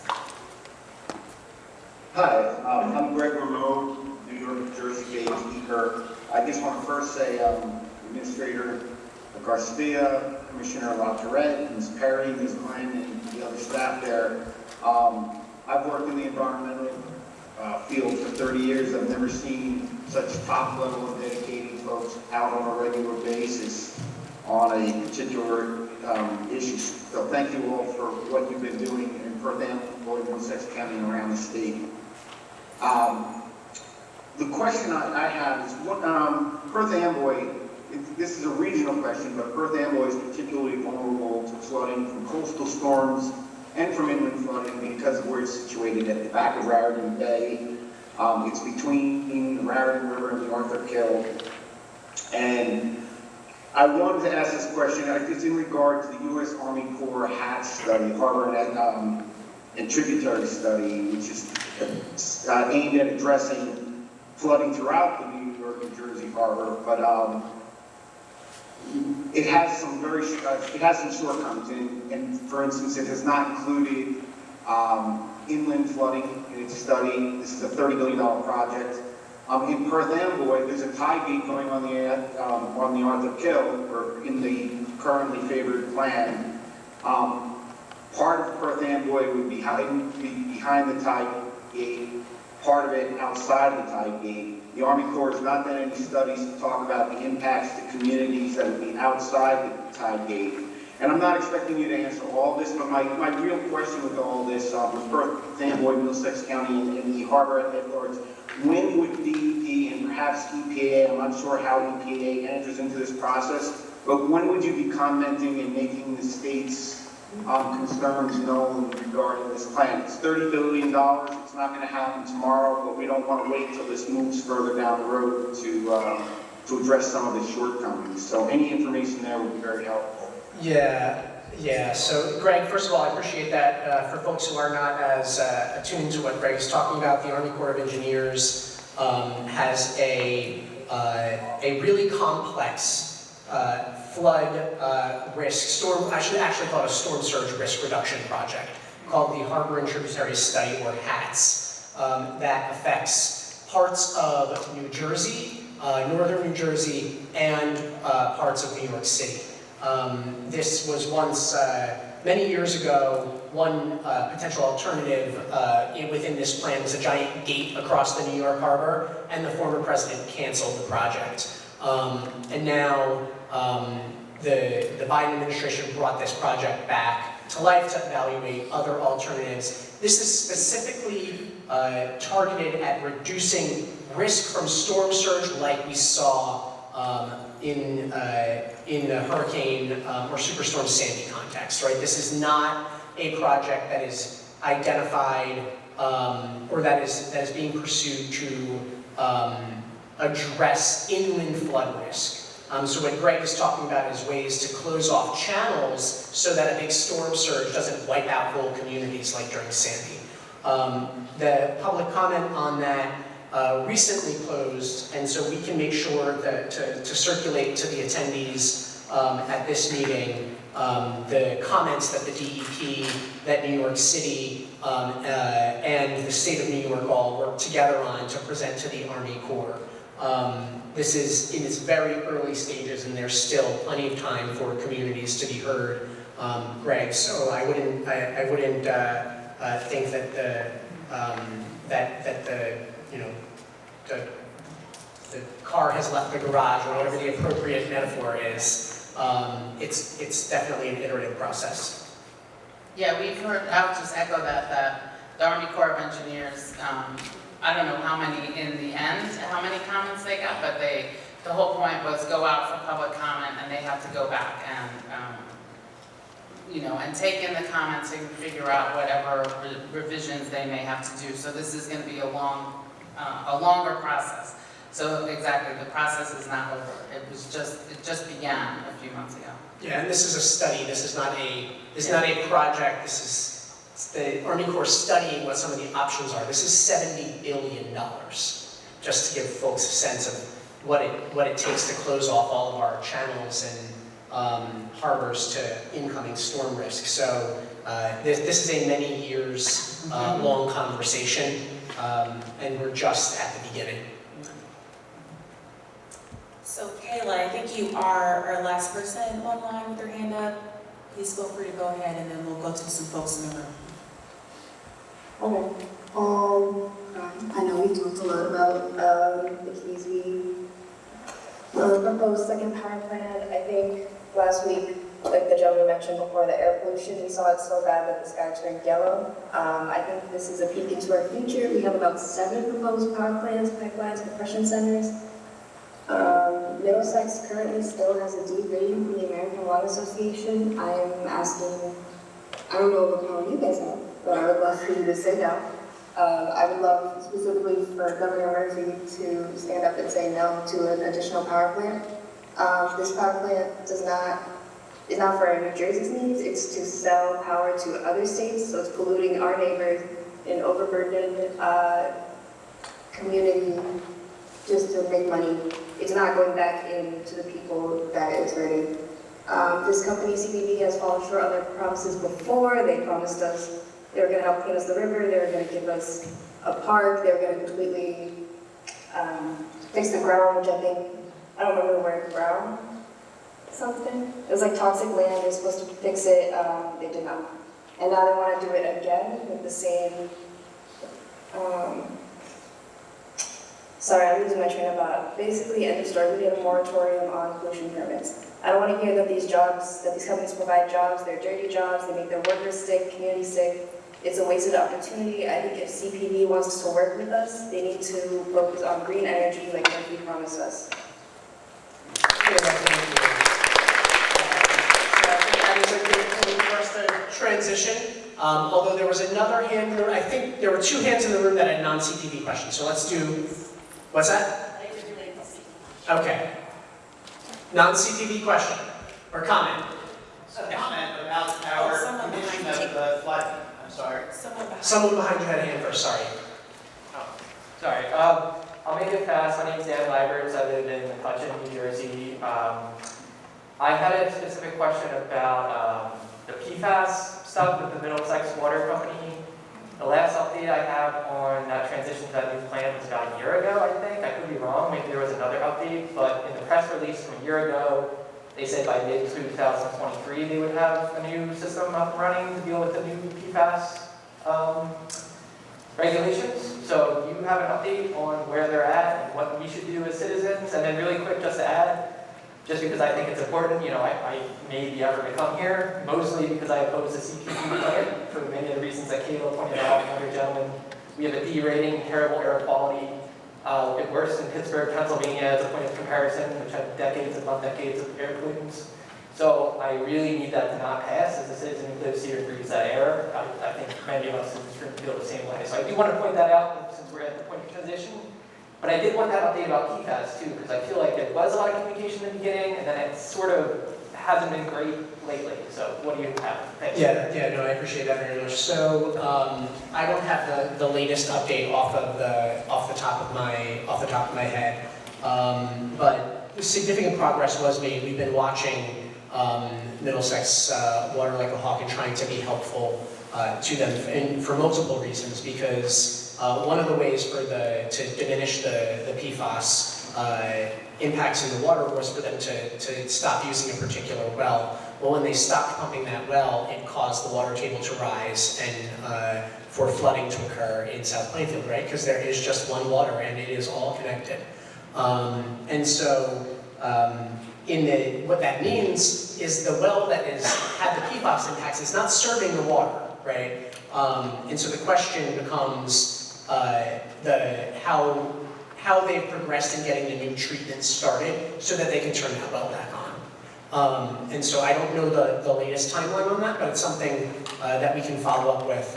If you jotted down that email address from Candace, if you want to shoot a note right there, we can get back to that pretty quickly. It's sort of at the fingertips type of an answer, just not my fingertips. Thank you. Okay, flooding.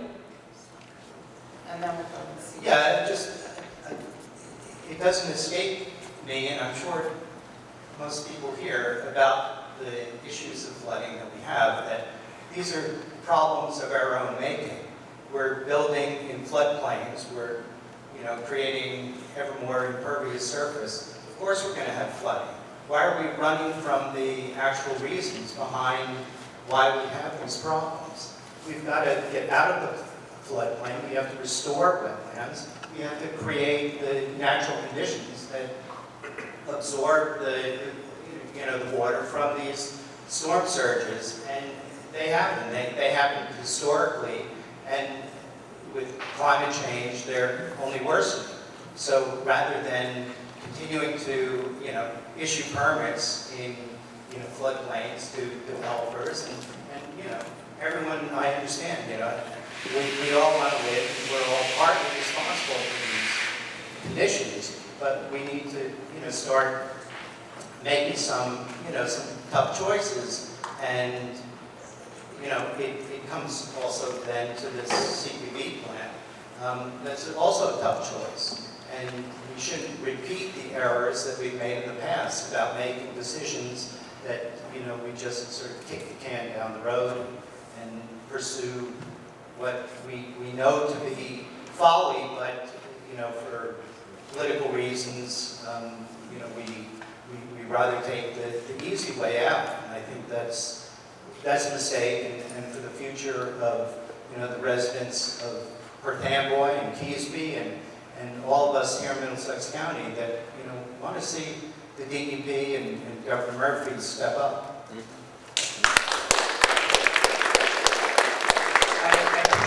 Very much.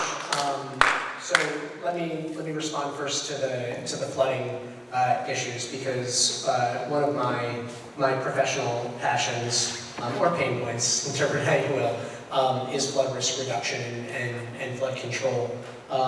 We are now the first state in the country to have adopted a rule to better protect communities from flooding by using climate-informed data.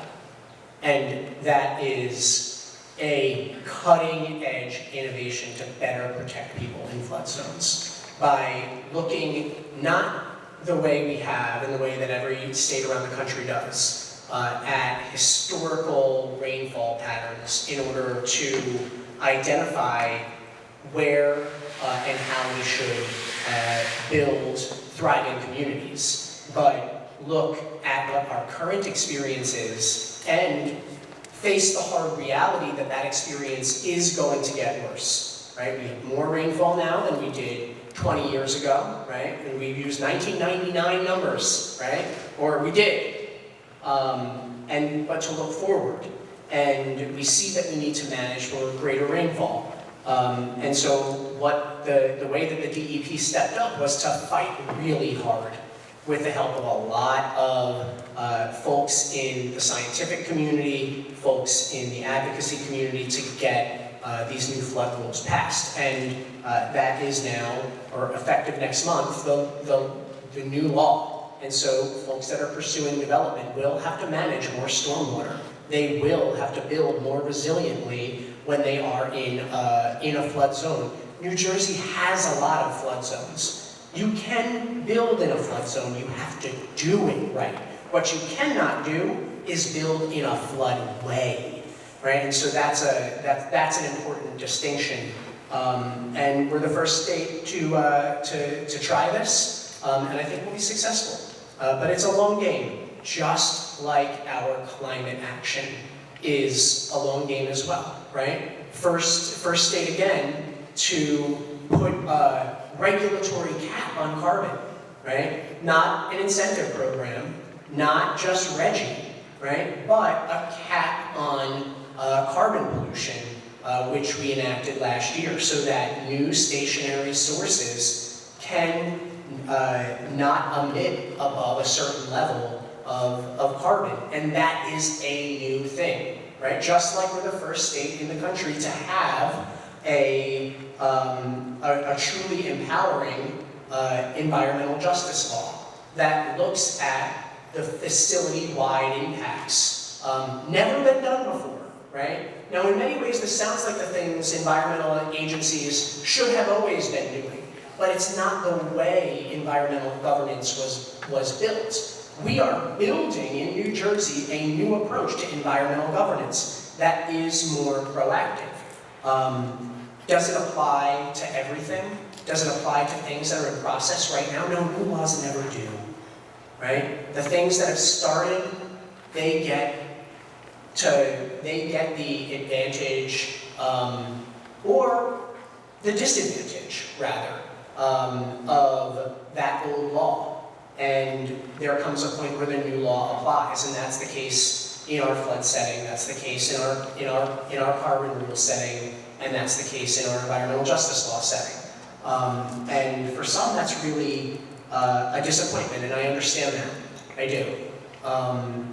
And you know, we are pushing the envelope in what we're requiring from environmental justice review on every application that was grandfathered, so to speak, that was in the door before our environmental justice law or our flood rules took effect, so that we're forcing folks to go above and beyond. But we don't get to completely rewrite the law from the perspective of an administrative agency. That's not the way our democracy is built. But we are doing our best, and I understand. I think we're placing a little too much belief on the miracle of technology instead of the sort of the power of the Earth's processes. And that's what's getting us into trouble each time, is that we believe our technology is capable of getting us out of it. And in fact, we're sort of like burying ourselves deeper.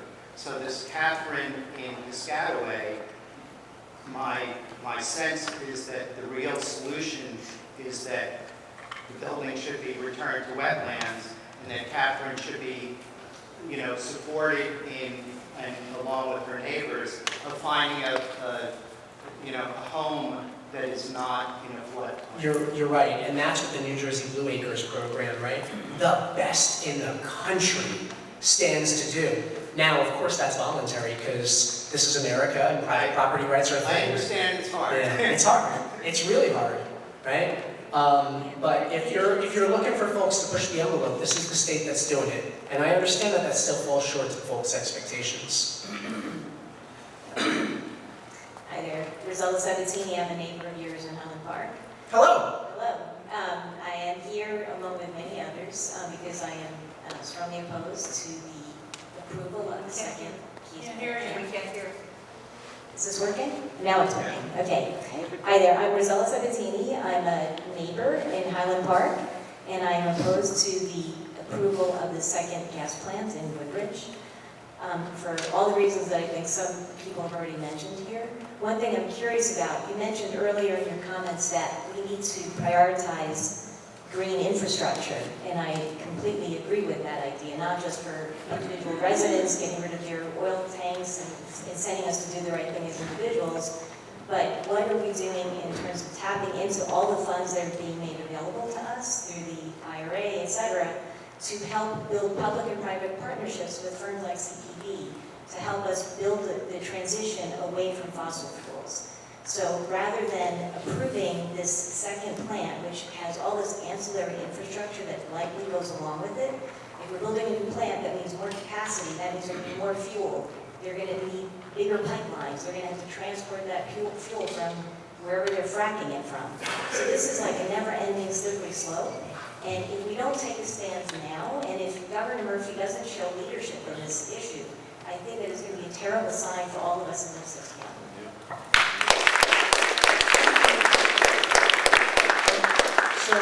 So show of hands, who here wants me to know that they do not want CPB to be approved?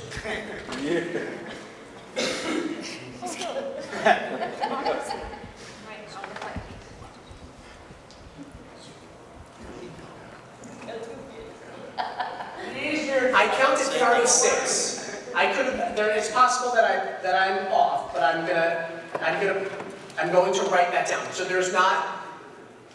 we're not going to be able to have 36 say that they don't want this thing.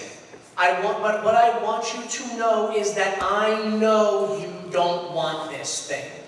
That we hear you. Paula will make sure I hear you. Okay? Do you want it, Commissioner? Do you want it? I'm going to tell you something that's really important. Okay? And I mean this with every bit of seriousness and respect. What I want doesn't matter, right? What I feel doesn't matter, right? What matters is whether or not any piece of pollution-generating equipment, right, that falls under the jurisdiction of the DEP, what matters is whether that can meet what we have put in place as really aggressive standards to protect public health in our environment. That is my sphere of operation, much as it is Lisa's. Now, whether I want it, it's not allowed to matter, right? Because that's not how our system of environmental governance works. The legislature says, here are the types of things you have authority over, and then the regulatory environment says the conditions under which the DEP can say yes or no. We've made strides in New Jersey to make that piece more strict, right? And so you can be assured that I both demand and expect, will only tolerate, and will only permit the most protective thing always. that those laws work, it doesn't allow us as an environmental governance entity to get at all of the chain of events that, sorry, your name again? Rosella was getting at, which is not... What if the people don't want it? What if it's making people... Hold on, don't shout, we're having a conversation. Don't shout, wait and we'll talk. Yes, but I'm answering somebody's question. It's rude to interrupt. You're doing your judicious job so you can get the pat on the back from your lawyers, just like you said at the beginning. No, that's not the case. That's not the case. Look, I understand that you're frustrated. 3 minutes. I do. I understand that you're frustrated. I'm trying to answer the question that was asked. So the way that the rules and the regulations work, the way that the laws work, they don't permit a state agency to look at pipeline capacity or fracking in another state. That's not the way the laws themselves work. But what we do get to say, what we have authority over, is the emissions, the pollutants that could come out of some source in New Jersey. And for that issue, you can count on the DEP to always do the envelope aggressive pursuit of the issue. That doesn't mean I can tell you sitting here right now that it will be a yes or a no. I can't say that. That's the thing my lawyers don't want. Because it is under review. But you can be sure that we will put them through their paces and look at it to an excruciatingly tough degree, so that we can be assured that we're serving the purpose of protecting public health and the environment. Right? So I'm not going to have an answer for you tonight, but I do hear you. I hear that you don't want it. I hear that.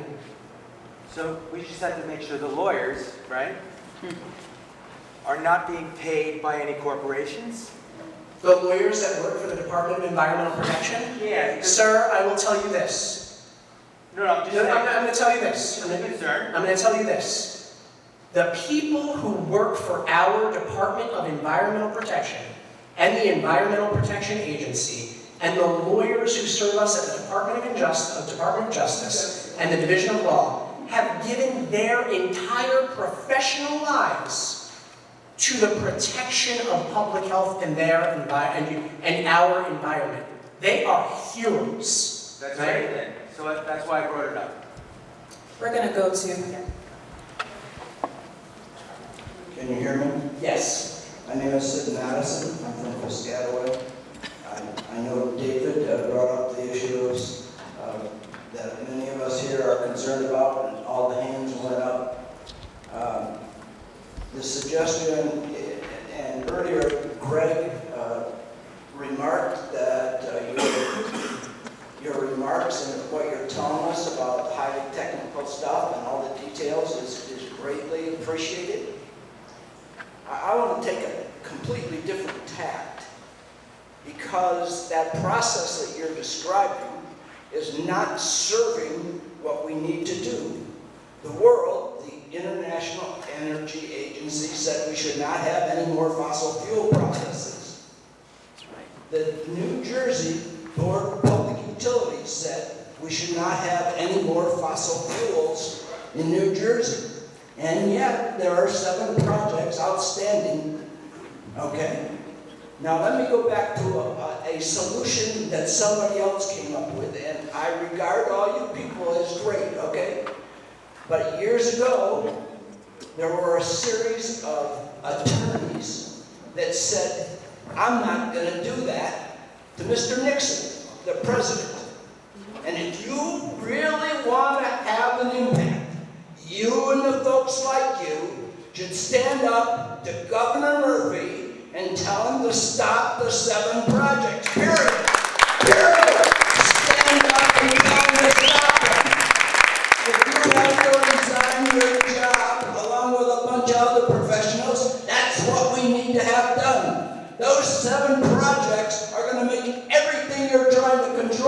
go worse. Just do it. Just stop the governor from allowing those 7 projects. I'm going to go to these 2 women, and then to the councilman, and then we're going to have to wrap. But I hear you loud. I hear you loud and clear. I do. Good evening, everyone. My name is Reverend Donna Stewart. I am the proud president of the Perth Amboy area branch of the NAACP, which covers Perth Amboy, Woodbridge, Sayreville, South Amboy, and Carteret.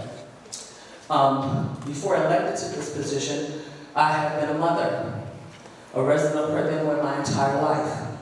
I don't know all the technical terms. I've learned a lot here tonight, and I've been learning a lot in the last year and a half with this project, trying to shut it down.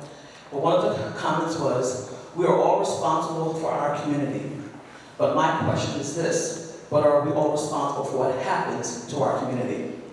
Where was the town hall meeting for the residents of Catesby when this decision was made? The residents of Perth Amboy will be affected negatively. 8 of our schools will suffer from this second power plant. Do the residents of Perth Amboy know that 8 of our schools will be negatively affected by this power plant? Many of the residents of the Catesby area have no real idea of what's coming to them and to their town. Why? Because they live in a community that doesn't value them as part of their community.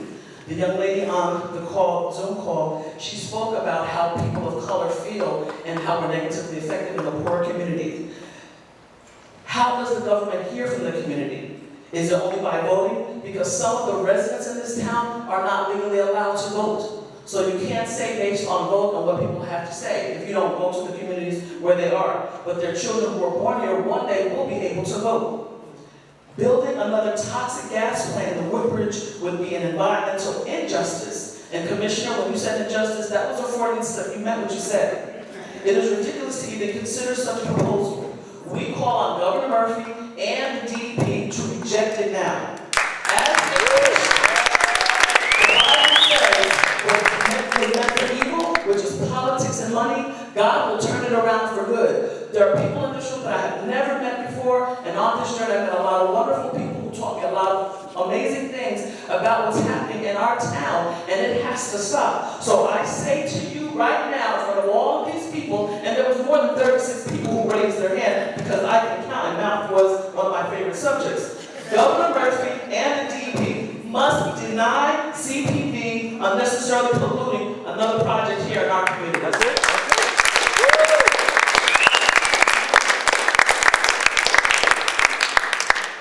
Thank you for that, Reverend. Thank you.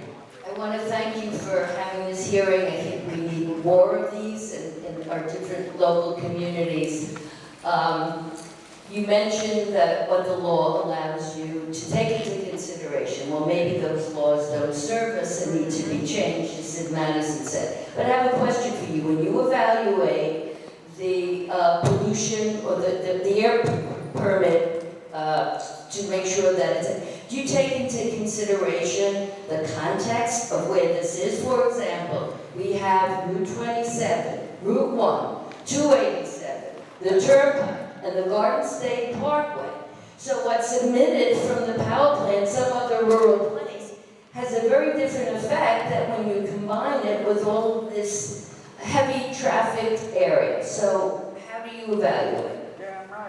Yeah, that's a really great question, and the answer is that historically, right, over the last 50 years of modern environmental law, the answer was we don't, right? That's different now in New Jersey, right? Because we do. We do look beyond just this. You know, if you're looking at a power plant or a manufacturing site, one of the things you might notice is the smokestack, right? You think about the last 50 years of environmental law, which has broadly improved the conditions, the air quality conditions in this country, no question, and thank you, EPA. We only looked at the stack, and we didn't look at all of the other issues that you mentioned, but now we do. And so we do look at the context now. So that is a beneficial change, but I can't disagree with you with respect to, maybe we need to look at different legal structures. Our legislature has a number of bills pending in that regard. A number of them sponsored by Senator Smith. So I'd encourage folks to look at that. And again, I'll say thank you, and I hear very much the passion and the energy of this crowd. And I hear the anger too, but I'm saying the passion and the energy because it's a respectful dialogue, and I appreciate that. Councilman.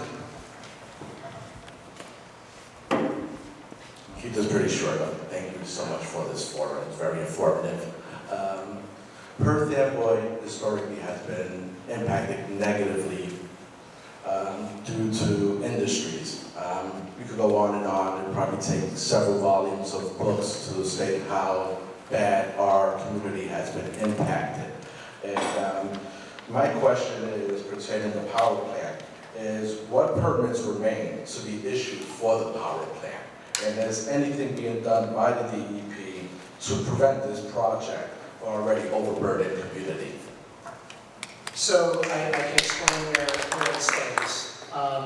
And the first thing that is important to understand is that the DEP is one of many entities that have a say in one of many government entities that have a say in what is built where and how. And so what will typically be the case is, a county or a local government may have some say, some land use authority. That's not what we say. We don't get to say where things go unless it's in a floodplain, and we can tell you not to go in certain places. But in a setting like this, we would only have authority over potential for air pollution, right? And so that is the type of decision that would come before us. And so pending before the DEP is what we call a Title V major source air permit. And that's been pending at the DEP for many, many years, first submitted in, I think, 2016 or 17, before my time, right? And it's changed a little bit here and there. And then we recently required CPB to go through an environmental justice review. And so that is what is occurring right now, the environmental justice review. And there was a public hearing and a public comment process. And so right now we're at the stage where we review everything that came in, right? There's written comments, there's testimony that's offered, there's an impact statement specific to environmental justice that's done by the regulated entity. And then we've got to issue a decision based on just the environmental justice review. But that doesn't end the permitting process.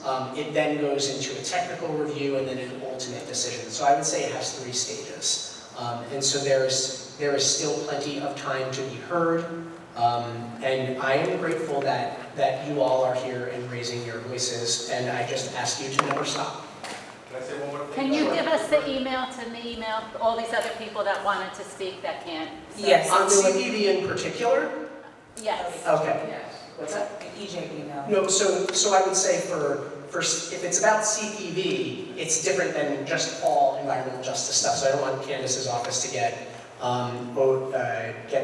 all this influx that's just about CPB. I think there's an email address for that. So let me find out real quick. I just wanted to say that the Perth Amboy City Council over a year ago passed a resolution opposed to this power plant. When it was passed, And 14 other communities did the same. I'm sorry. I imagine that is submitted to the DEP. Okay.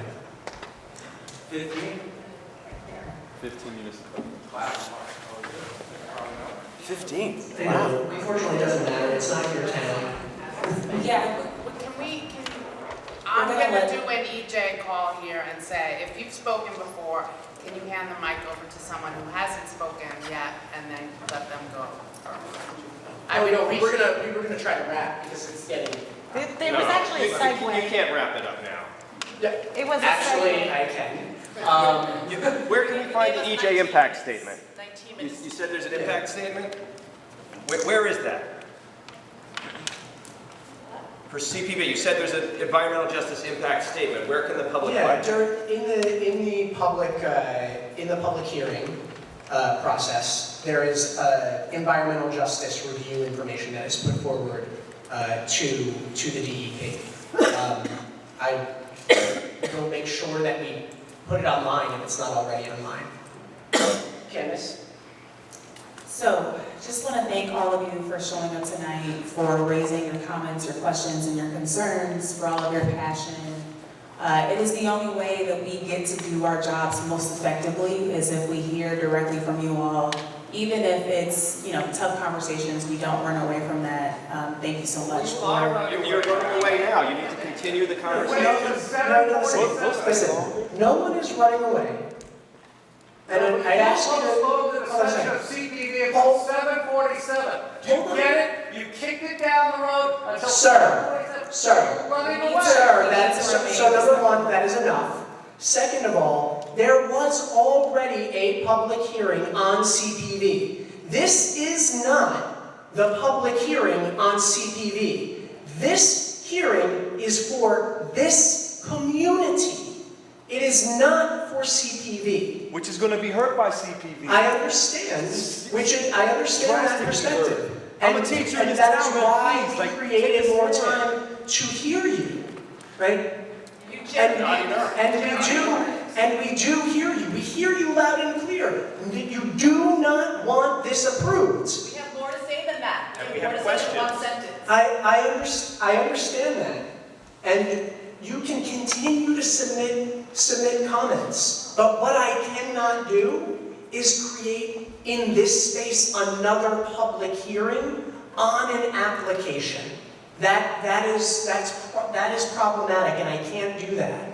Right? I tried to give people some room so I could hear directly from you, but I cannot create another hearing for CPV in this space right now. Just a quick question, really quick. What is the best way to move the dial, right? I get it. I worked for government many years, and I understand that most people don't realize that there's only so far you can go, right? There's only so much you can do. I mean, you sit here, and I understand and I respect it because I understand that's how it works. But where is the breakdown, right? Because at this point, again, I worked in government. At a certain point, you're only going to be able to take the ball. Like, that's it. Right? And so where can we go to be able to raise our voices so that we're not going through the motions, right? Because I also understand that government has a way of putting people who are committed to communities in front of communities without the proper tools, but just to make it appear that something is happening that is not happening. So where is the proper place for us to gauge our voice? Is that the legislator? Because none of them are here. So if that's where we need to go, then give us the tools to go where we need to go. So we can stop beating you up, right? We don't want to beat you up. We don't want to beat you up. You know what I mean? Thank you. Thank you for that. So there's a couple of different places, right? So the first is within the public comment process on the CPV application itself, which I'm certain many folks here participated in. But that public comment was open for quite some time. That's now closed. But that's on one step. There's then another step, and then there's another public comment. Right? So this process is an ongoing one. So within the administrative process, I think the important thing is to be attuned to where we are on that application, and it will be very public and very apparent, and many folks are tracking this in the community that is assembled here today, and it will be on our environmental justice website, right? The stages that this takes, and your lawmakers, two of whom I was with earlier today. I understand their doors to be, and their phone lines to be open to the people that they serve. So that is another place to bring your concerns. But this is the process that we're engaged in with CPV is an ongoing one, And there are more opportunities as we proceed during the review to raise your voice again.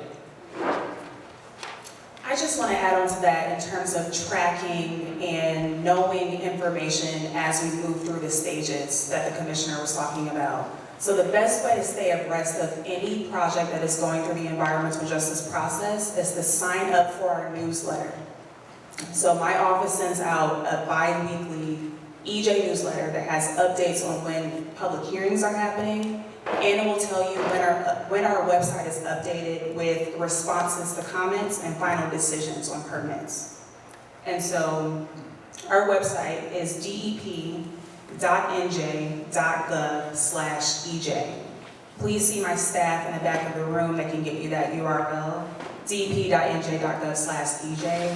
We have a newsletter, please sign up for that. We also have email notifications. So you can sign up to receive notifications for your county. You can sign up for Middlesex County.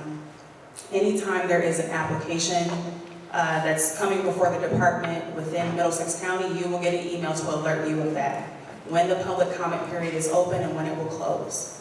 That is the best way to stay abreast of information. Thank you. And we are gonna... Oh.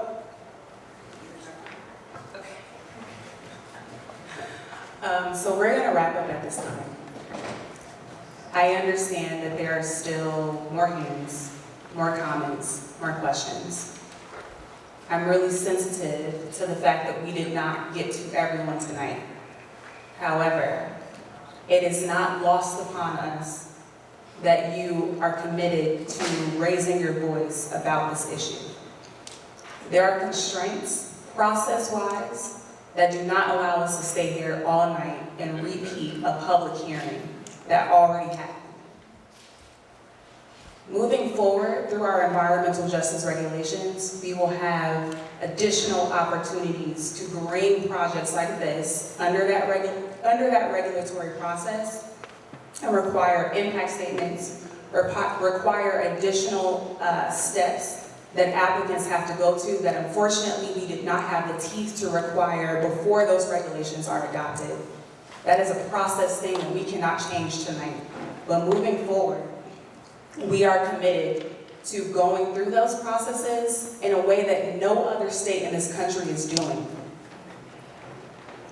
This is a paradigm shift in New Jersey, and we will continue to work through this process.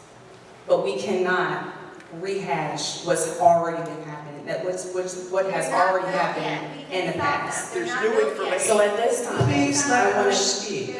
At this time, I want to thank you so much for. At this time, I want to thank you so much for attending. My staff will be here to take your contact information. Please email us, and I wish you a really, really good night. Thank you. One actual question is the CPVC, is that receiving Folks, full environmental justice review? CPV got stopped. There's 6 more that are causing the same problem. You need to get with Empower New Jersey and stop the governor from allowing these projects to go forward. Go to his office. Thank you, Go to his everyone. office maybe and stop him from leaving the office. Work with Empower New Jersey. You need to stop all